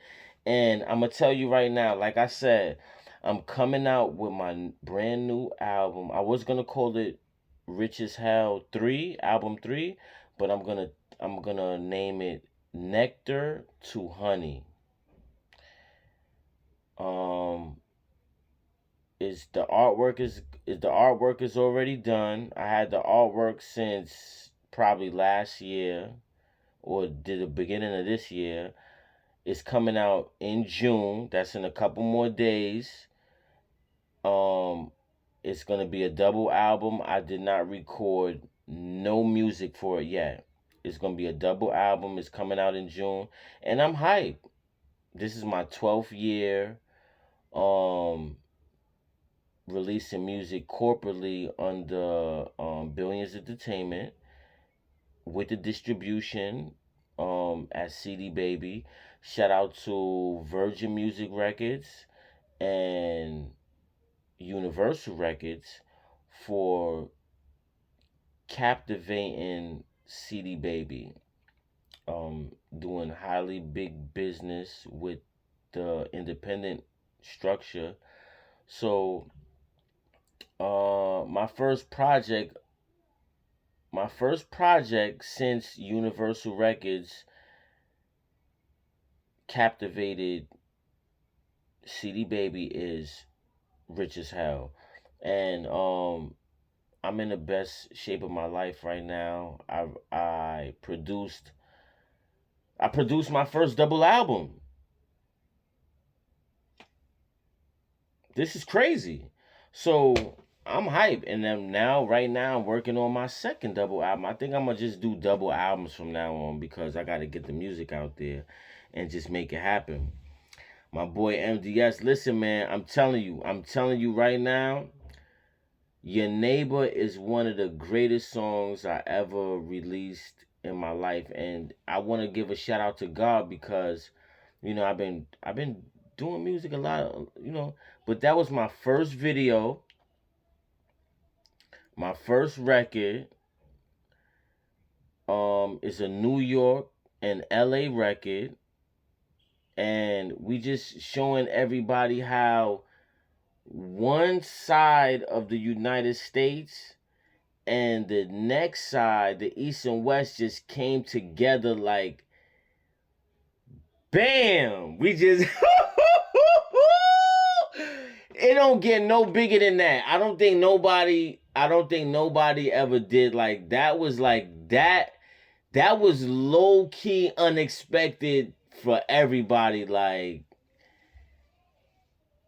it's just, and it was just so natural, like, because it was the first, it's the first, it's the first, it's like, yo, and then not only that, it's like I did not slow down after that. It was like it's like no turning back for all of us. Like, we just, everybody got their own thing going on, but it's like we're making timeless music. He's making timeless music. He's making timeless music. He's making timeless music. And we're getting to where I see it, to where we're getting to a place where if we ever decided to drop another record or an album together, it's gonna be like, it's gonna be through the roof, man. I'm just hyped. I'm hyped, and this is what I do, and I just wanna give a shout out to everybody I worked with along the way, man. I actually had to get me a podcast. This is going on my podcast tonight. Jermin Costor podcast. A writer's podcast, and yeah. So I'm just happy, man.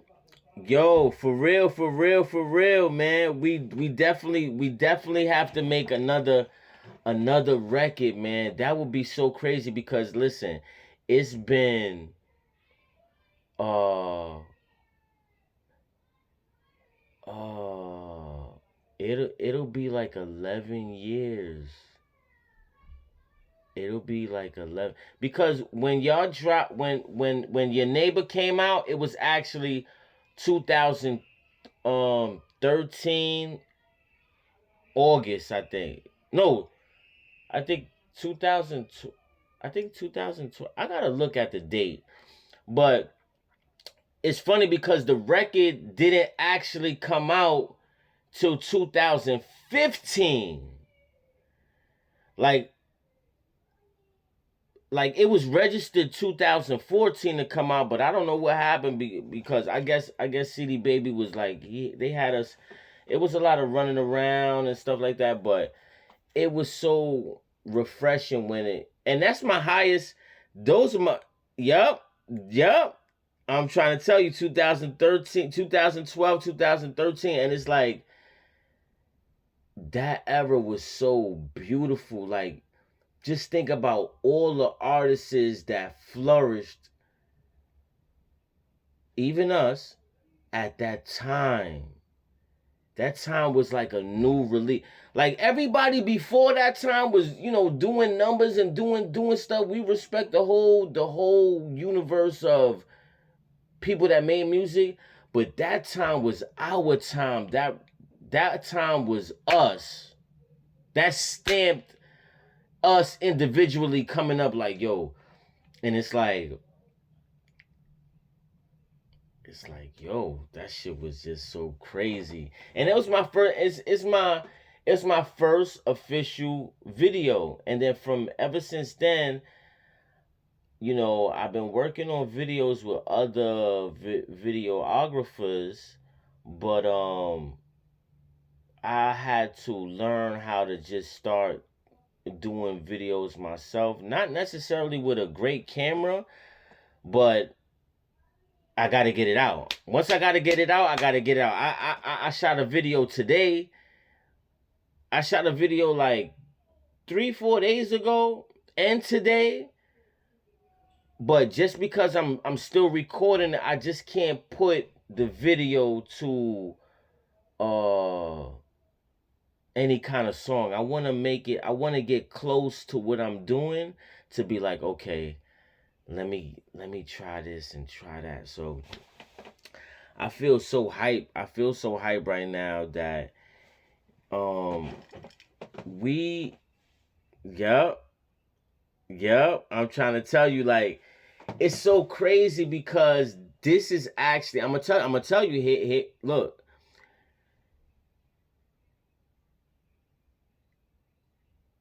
that time was like the young us. We were so seasoned and eager to like make not even get in the game and stuff like that. We all independent, but it's about lyrics and the style, and it was so clean and fresh. Like, they're not even making music like that now. Like, we was making artful music, timeless music that'll have you thinking like, yo, because a lot of people they a lot of people gave up. A lot of people gave up. A lot of people fell off. A lot of people are doing it for the wrong reasons. And, you know, I started I started out I started out writing and stuff like that, and got the ass cap, and dealing with a lot of artists. They got BMI and stuff like that. So I'm into the percentage aspect. I'm into a lot of you know the real aspect of it. Not only that, but making it. You could make a record from scratch, put it out, and just have people fall in love with the record. You perform the record, and it's just a different vibe. A lot of like, I think now is the time, because this is the real test. When you're getting older, a lot of people will try to test you and be like, no, you can't do that. Oh, you don't think you're too old to do that? And nobody never said that to me yet, because imagine telling imagine telling a person that naturally writes, naturally makes music, that they're getting too old for something, this and that. Like, I do this for real. This is my job. Like, it's my job. Now, you know, when you put stuff out online and you have a distribution, and your song is doing numbers and stuff like that, you could pay taxes on your job, just like any other job. So once you do that and you make some money, whether what it is, a lot of people make peanuts. Some people are fortunate enough to make a little bit of more than that and learn how to make more. That's what it is. That's what it's about. Teaching someone to be like, you doing that, I'm doing this. A lot of people, you know what? A lot of people are scared. That's the thing. That's what's going on in the industry too. A lot of people are scared to be like, okay, yo, listen, I'm making this.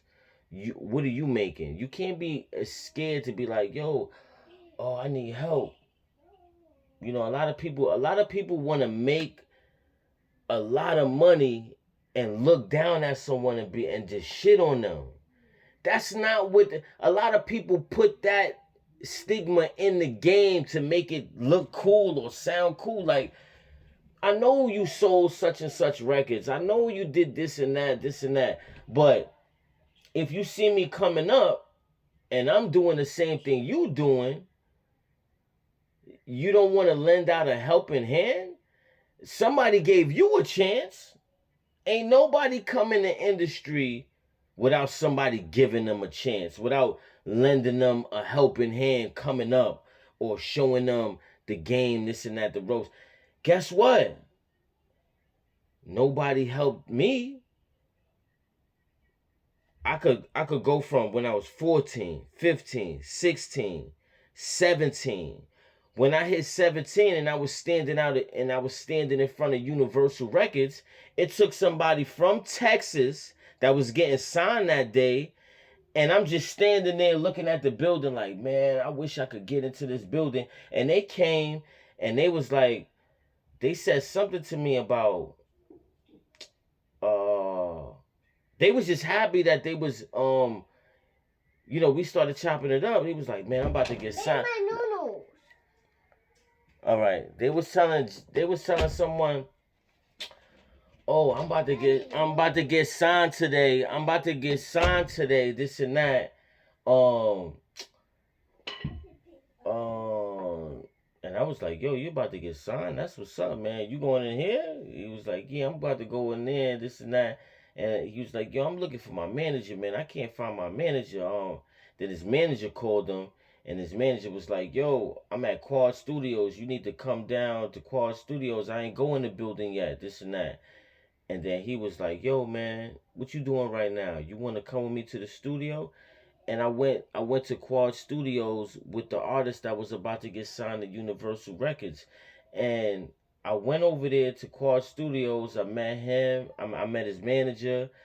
And, you know, you know how it is when you've been getting like 100, you've been getting 20 cards here, 30 cards here, been calling people up, people been brushing you off, this and that, this and that. But when this guy gave me his card, he was like, yo, listen, man, I need you to just um go to Universal Records. This is the person that we dealing with. Try to see if you could call him up and get a meeting, this and that with him. And I'm looking at the car like, oh man, not one of these again. But I was happy though, because they was on the radio, and I'm like, man, I was like, yo, man, y'all gotta take me to Texas with y'all, man. Take me back, take me with y'all. Like, I was young, I was young, I wasn't doing nothing, and I end up going home that night, telling all my family, telling my friends, like, yo, I'm about to get this meeting at Universal, man. We about to blow. We about to get up out of here. And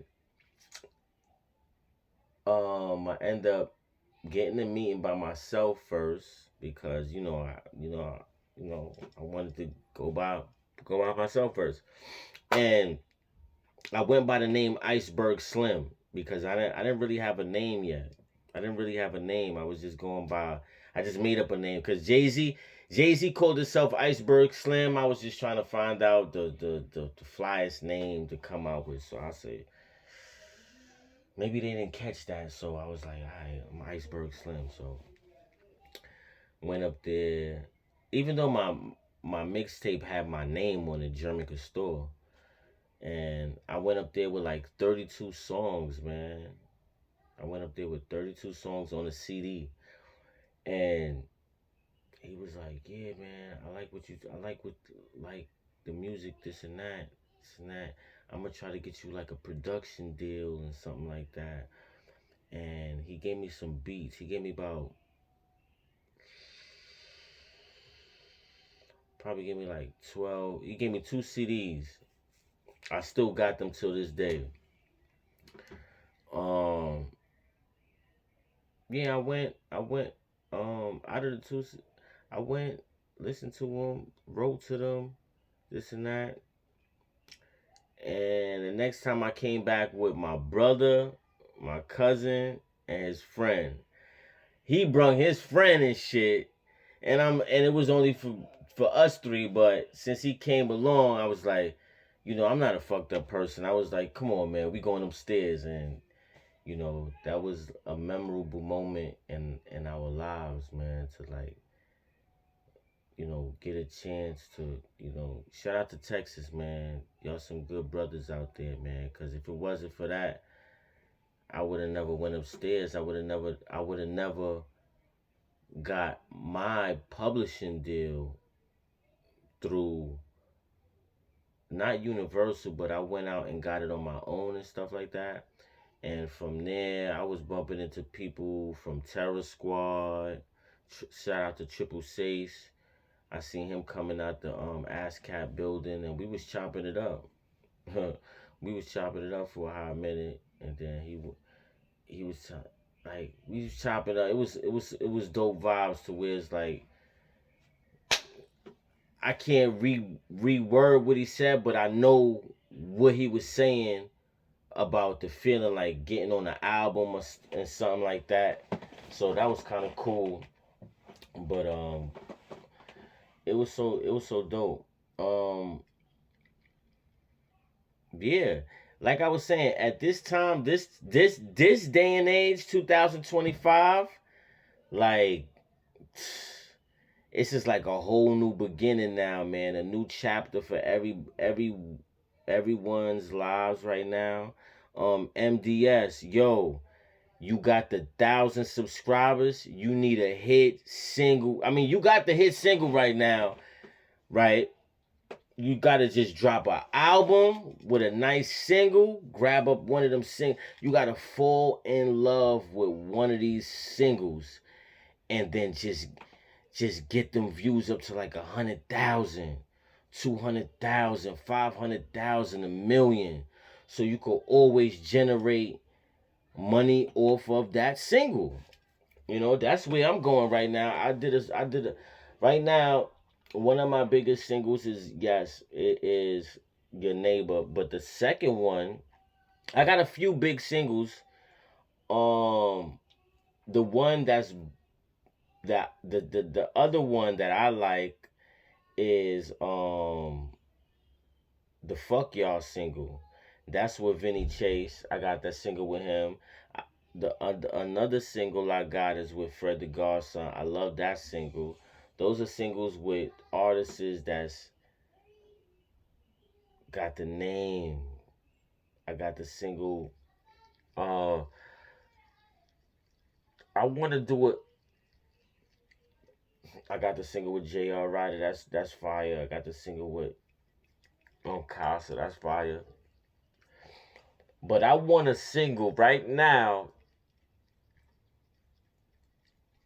I want to work with. I can't tell y'all who I want to work with because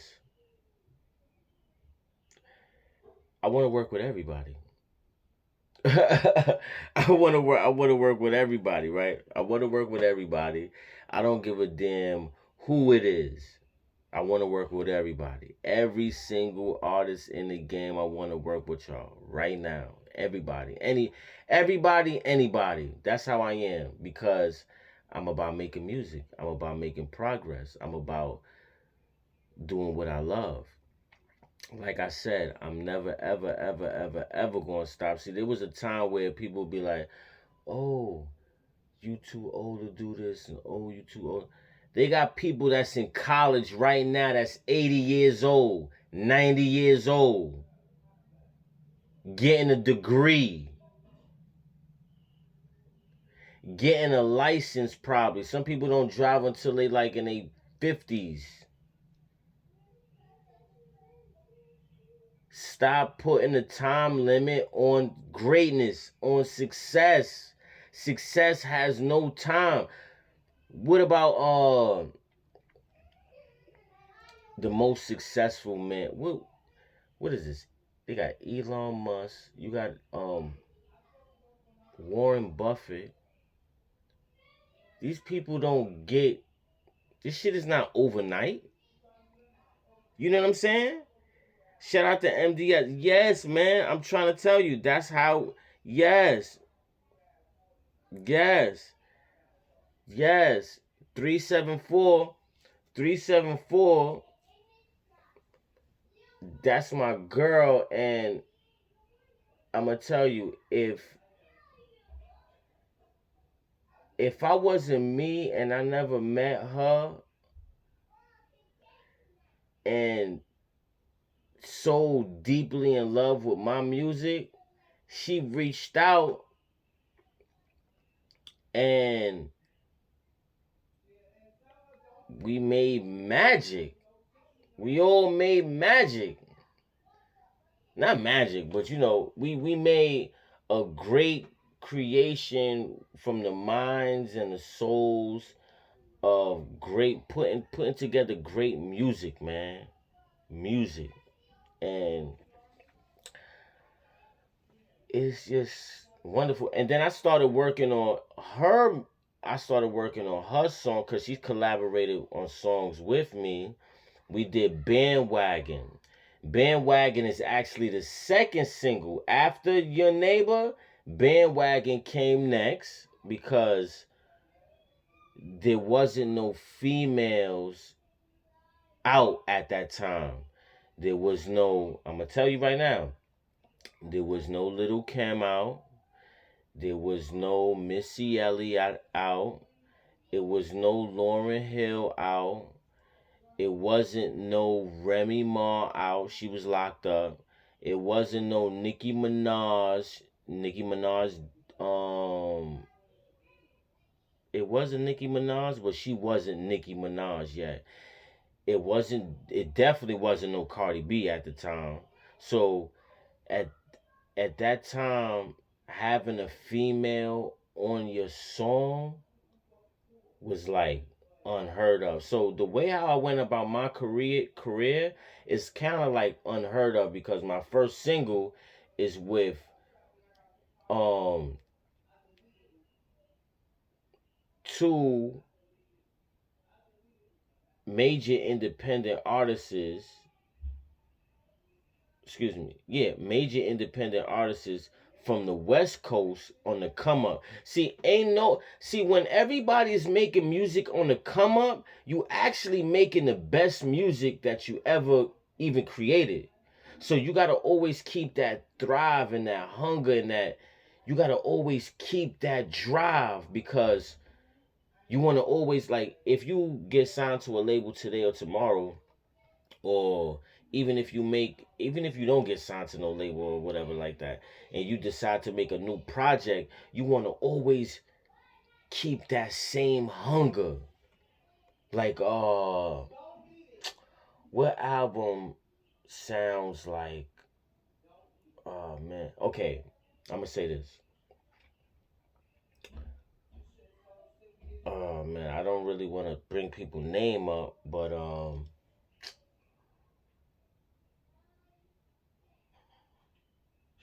hmm who could I say? I would say I would say Playboy Cardi in a way. Cause like his first album sounds majestic. Like that shit is fire. Like it's undeniably great. And then the project he just dropped recently called I Am Music. It sounds like the first album again. That's how you like. How do you take that much time off to come back and and it sounds great because that's the thing about music. You gotta sound like you having fun. You gotta be having fun. Like you gotta be yourself. You gotta like. Some people fall off because you stick on. You know, not fall off, but some people go through a little phase, this and that. But you want to be able to drop something and then make it sound like you just started again. You know what I mean? So that was just insane. And that's how I feel that the chemistry. I'm not gonna lie. I'm gonna put it out there, right? MDS. It's so crazy because whenever we decide to put together a new song or project or whatever the case is, it would be to where we'll be talking, we'll be communicating, um, like we'll figure out, what are we doing? Like, it's like kids in a candy store or kids running through like this shit is crazy, bro. Like if we ever any like that's how I feel about music any time. Like if I decide to work on like cuz okay, I haven't written music in probably about 10 years. The last okay, I'm going to tell y'all this. I'm going to tell y'all this on my live right now. The last song I actually wrote was called I Love. And that was 2021. Coming out of the COVID, 2000, like 2020. 2020 was the last time I wrote an actual song because I had all that material from 2008 to 2000 from 2008 to 2020. That's how much music I had on my brain. Like I could spit, like I could just spit it and like, but after a while, I just turned into a artful person. Like you know what, um,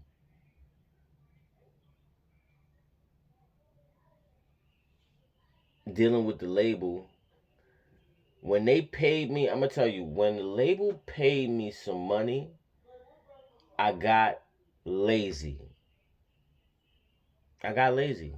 They gave me a nice check. I was like, yo, what the fuck? For real? And then I started thinking like, okay, all I gotta do now is just drop an album and they'll give me some money. Drop an album, hand it in, they'll give me some money and then put it out.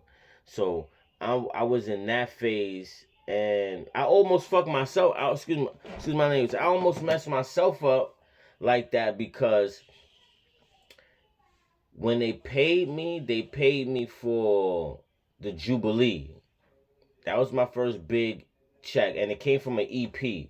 It came from a one-track EP, right? After all of the stuff I was doing, this and that.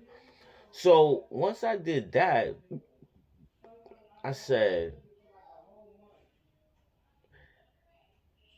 now I'm gonna work on an album, but I'm gonna do the album the way how I want to do it, and I did the album, I did the videos for it, this and that, and then it was time for me to turn it in. Do you know they said we paid you for we paid you for Electric Maid? I was like, what? How you paid me for Electric Maid and you really paid me for Jubilee? They was like, oh, we gave you two budgets in one. Two budgets in one? I'm thinking it's one joint, and I'm like, that's how y'all gonna do me? Like, so then I started looking at the money, and I started to break things down. Like, okay, if you gave me this, I have to make an investment with this, and I gotta make whatever the label give me. I gotta make an investment to where I'm making that same amount of money back on my investment or double. So now Electric Maid came out 2022, and that was like my worst year after getting a check. After getting a check, that became my worst year until I said, okay, you know what? They want to play. Now I'm gonna drop a double album on their ass, but I'm gonna keep it separate. So that's when I came out with Sasquatch Returns and Icy Sasquatch. So when they paid me for Icy Sasquatch, I made about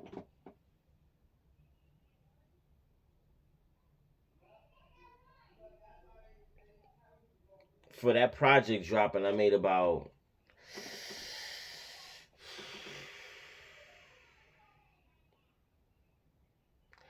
put it like this. For Icy Sas for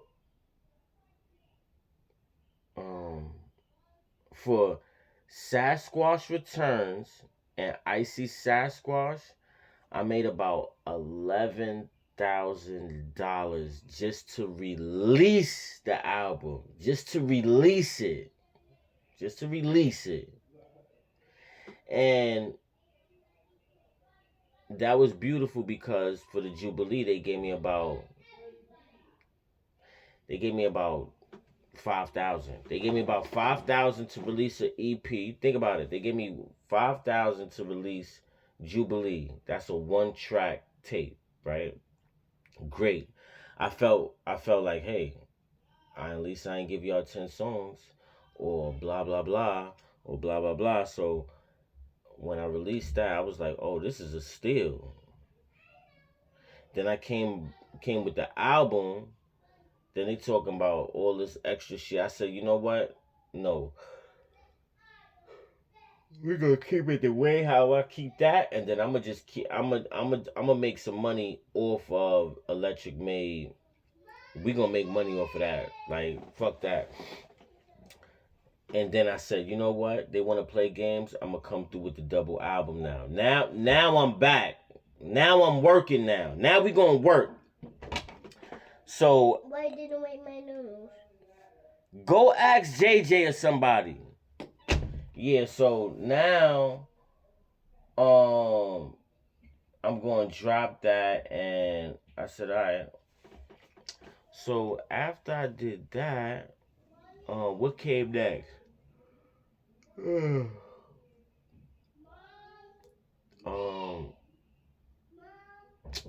What came next after that? Now I'm losing my mind. What came next after Icy Sasquatch? Because that's 4. So right now, Rich as Hell. We under a new umbrella right now. We under the Universal Virgin Music Group kind of thing. They in the backgrounds. They looking at the sales. They looking at the artists. They looking at this. They should be giving artists advancement since y'all came over here and y'all got the distribution for all the independent artists. But that's neither here nor there because I'm working on a new contract. That's why I came out with The Rugged Life. and I'm working on some new stuff right now, and it's gonna be incredible. It's gonna be incredible, incredible, incredible. So that's why right now, since since they came over there, I dropped a double album, and now I'm just gonna be on the double album run, making everything worthwhile. So June 2025, I will be working on my new double album. I'm producing another 26 songs. The album is called Nectar to Honey. It's gonna be like an opera type fashionable album. And yeah, I think what's gonna happen is that I'm gonna be getting I'm looking forward to my double album money now. I'm looking forward to Rich as Hell album 1 and 2 and Nectar to Honey. Okay? The double album. So this is gonna be so crazy. This is a new beginning for me. Shout out to all the people out there. Shout out to everybody. Shout out to everybody actually doing their thing. Staying focused.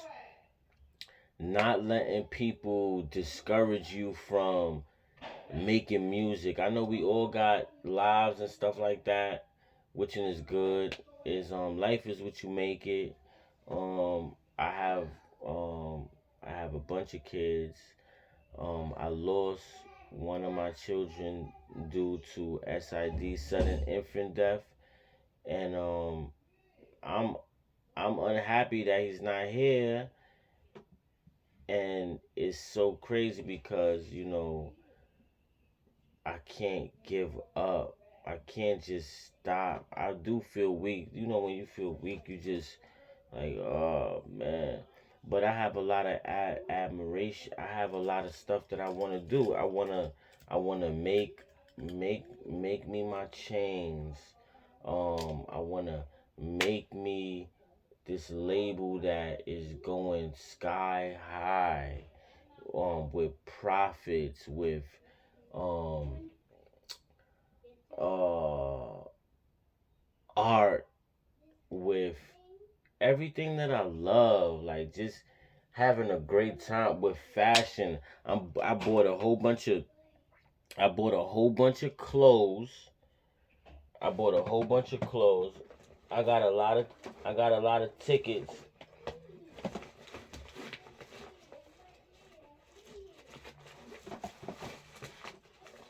Oh, I got a lot of tickets. I got a lot of tickets to the shows. What's going on? What's going on? I got a lot of tickets to the shows and stuff like that. But I'm such of a different kind of artist because yes, I can do shows. I do shows and stuff like that. And sell tickets and let people know what I'm doing and stuff like that. But I get more. See, there's a lot of stigma on the industry, and people feel that, oh, I gotta do shows. Oh, I gotta do this. I gotta do that. Listen, you don't gotta do nothing you don't want to do. You could be at home and make money if you know what you're doing. A lot of people would say, hey, well, you can do it like this and you can do it like that. But a lot of people don't really actually take the initiative to do, certain shows. Like right now, I'm going to be doing a lot of live music from my new studio. I got an Airbnb. So I'm going to be doing a lot of live performances at my place of my new studio, and I'm gonna be having fun. I'm gonna just be doing whatever I want, and letting my fans see that it's cool and stuff like that. A lot of people's not gonna be able to do what I do because I do what I want to do because I'm making natural music. I'm making hits. I go in there.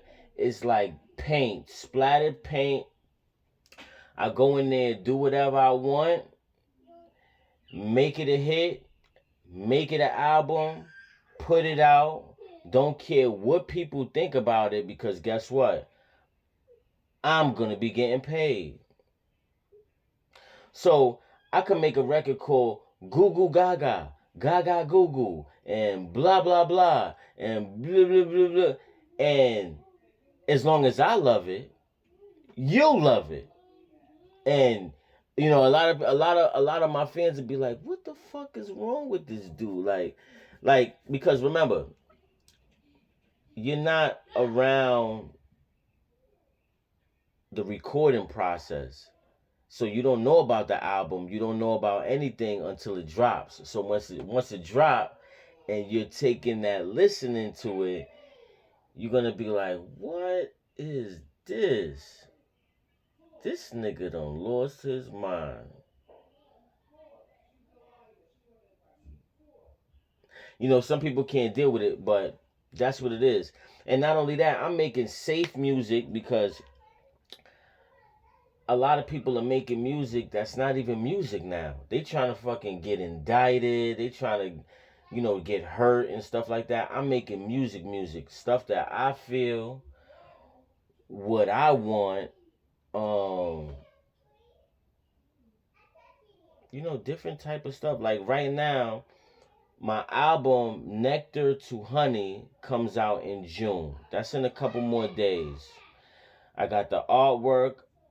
I got the songs, the production and stuff like that. I did not record it yet because I feel for this month right now, I'm going to just be releasing different music on my YouTube. So once I get finished with this vlog and I post it up on my podcast, guess what? I'll be dropping a mixtape. I don't know what I'm going to name it, but I just finished it. I just finished it before this segment. But I'll be releasing it after this segment. So that's just gearing me up for the next month. Right? So the next month, basically how I'm gonna start it off is I'm gonna be doing a lot of lives, a lot of recording lives. I'll be going back and performing live, depending on if I like the single or not. Rich as Hell is definitely a single I'll be performing live because it's just a fun single. It's a part of my album, and I produced it, so I just feel good about the song, the album, everything. It's my first time um producing an entire double album. Like who does that? So I'm happy and grateful for that, and it doesn't matter how long it took me. Is that I'm in a way greater space now. So now I have a new studio. I'm gonna be recording there. Um, I'm actually going shopping for these uncut videos because I always gotta have different clothing and a whole bunch of just different clothes, different sneakers, and shout out to the Canadian shoe company that stopped me when I was in the mall. I was in the mall and uh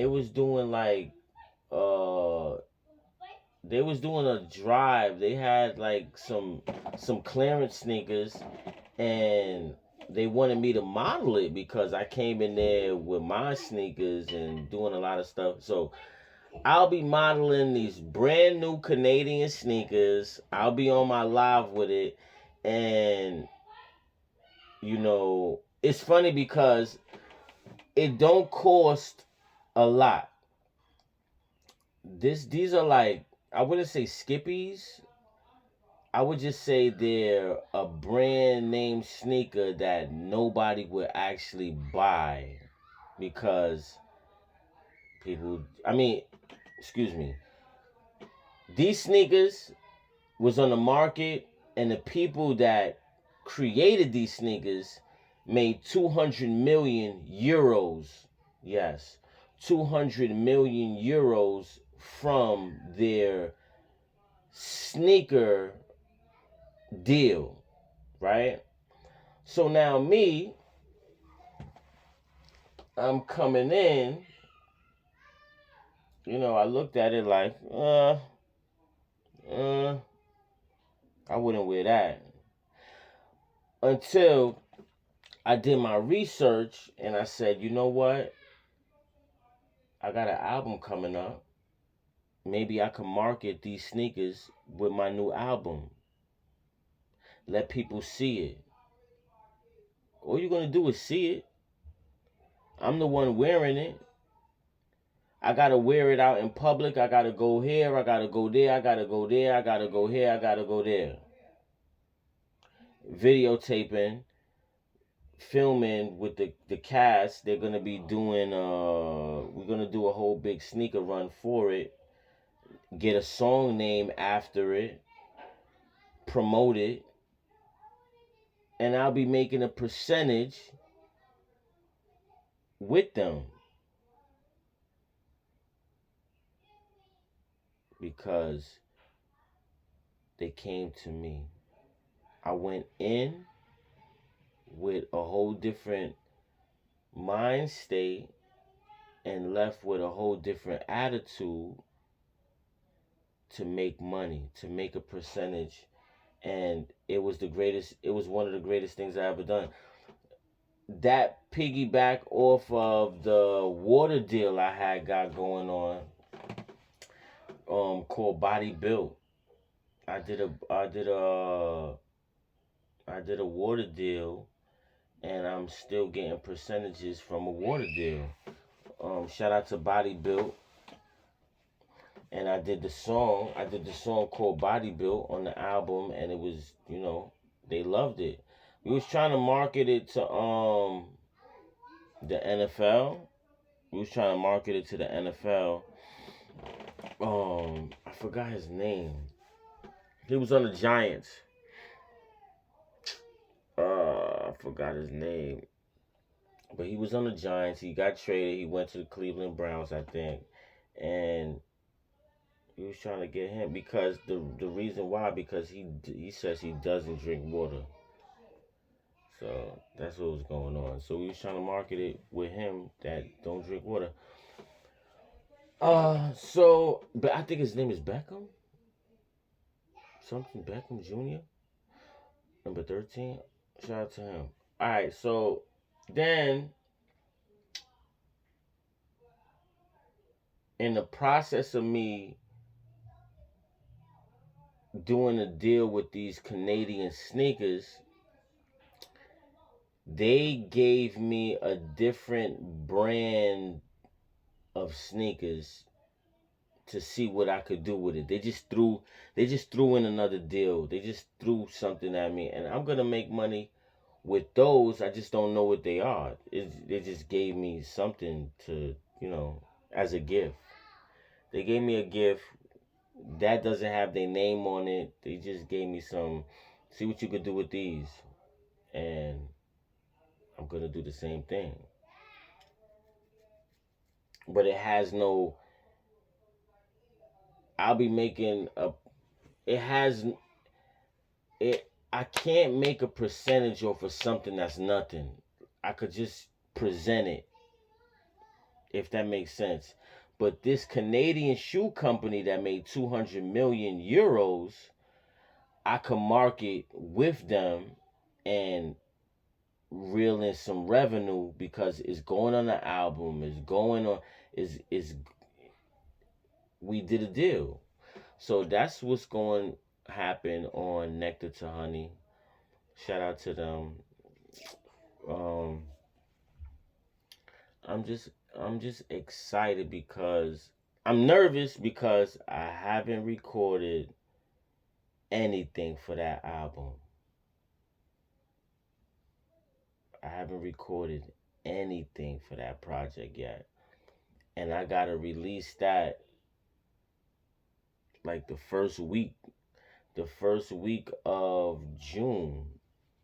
The artwork, I'll have the artwork. This is gonna be crazy because okay, for the whole month of June and July, I will be promoting this album like crazy. Not because of anything. It's just that I'm just taking a whole different plateau with it. I have a painting for it. The album is crazy. It's gonna, it's just one of the. I think this is me stepping my motherfucking game up after Rich as Hell album 1 and 2. This is me actually taking it 2 steps higher. So I'm through the roof. I'm happy. I'm happy. I'm happy. I'm happy. I'm happy. I'm happy. Yeah. Shout out to MDS. Shout out to Andre Oram. That single we did has been a milestone, not only for hip hop but in our lives because it's my highest um it's my highest chart topping single with as far as views. The second one is called Fuck Y'all, and that is actually for the album, my debut album. So I'm trying to get that single and Rich All Over, those two singles, is my two favorite singles that's representing the album and it's doing great. It's about to just surpass everything and I got my sneakers,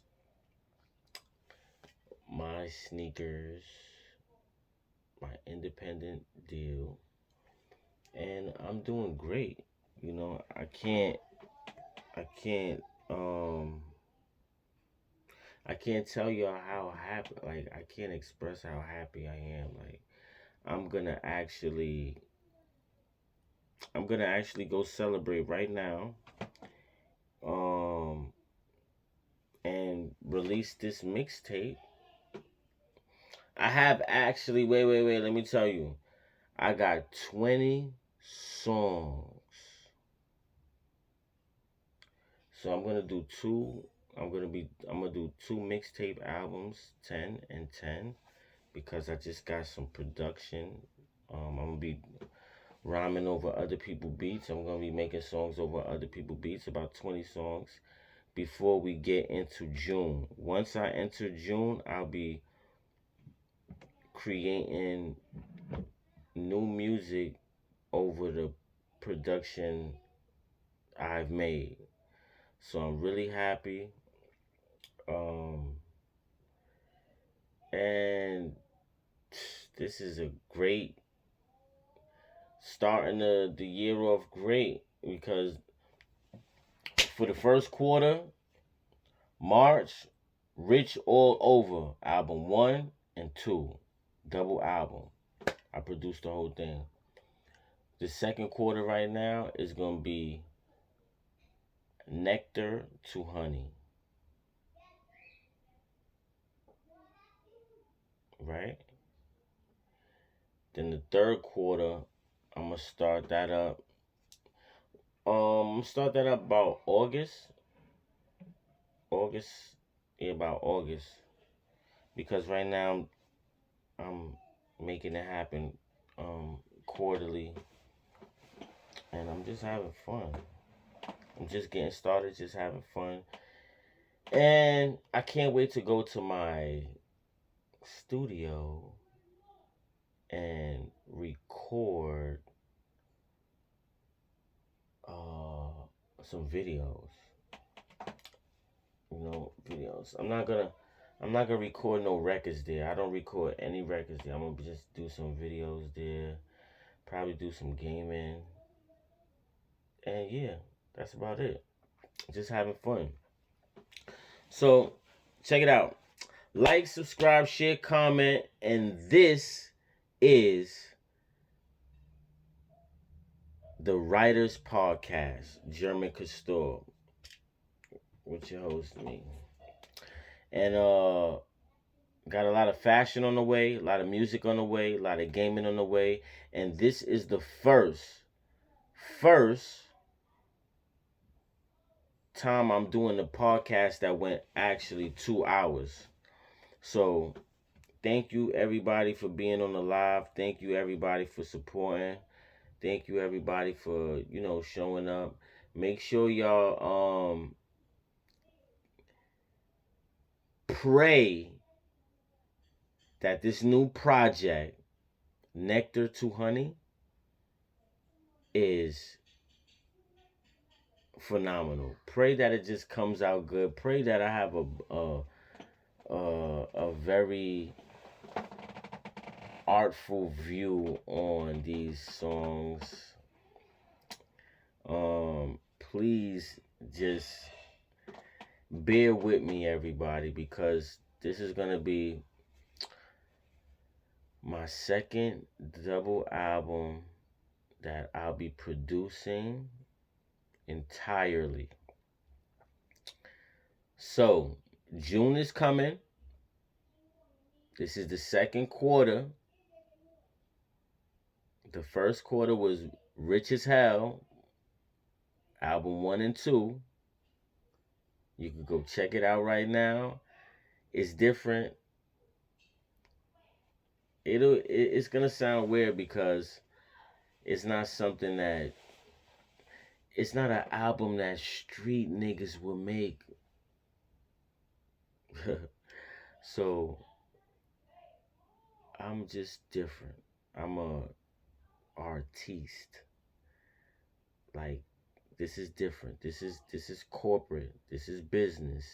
This is not street stuff. This is art. This is the finest, luxurious. This is a line of luxurious stuff going on now. This is where you take it serious at. This is grown man music. This is grown man art. This is for the grown. Okay? So now, this next one is Nectar to Honey. A lot of people is not even gonna name their album no shit like that coming from the streets, because this is not street music. This is music. Like, Nectar to Honey. Understand what I'm doing here. So I feel good. I feel great. Just pray that it comes out the way how you want it to come out. That's the only thing I can say, because once you do that, the universe is gonna grab me up and it's gonna be like, make this type of music, do it like this. The person said this, so that's what's gonna happen. Is features gonna be on the album? Yes. Yes. There is a feature on the album. I'm only working with one person. And it's gonna be beautiful. It's gonna be beautiful. It's gonna be exciting. It's gonna be I'm actually more excited about this. I'm more excited about this album, this double album, than the first one. But listen, I'm gonna tell you right now, I don't think I can make nothing better than Rich as Hell album 1 and 2. Album 1 is like, I put it down on that. I put it down on that one. And then when I was making 2, it was like, how am I going to top 2? I had to actually do a movie. Go check out the movie Horns, a short film. Um, it's about me cutting my hair, cutting off my dreads. I cut my dreads off to release that album, so it was a different experience. You know, every project I try to make a different experience for everybody, so check that out. And yeah. So Nectar to Honey, new double album. It's gonna be fun. It's gonna be exciting. Let's just hope that it does crazy, great numbers. Uh, so cheers to everybody out there. I'll be getting more of this right now. Go check out the new mixtape I'm about to drop right now after this segment. And I'll be back after these messages. Let's go!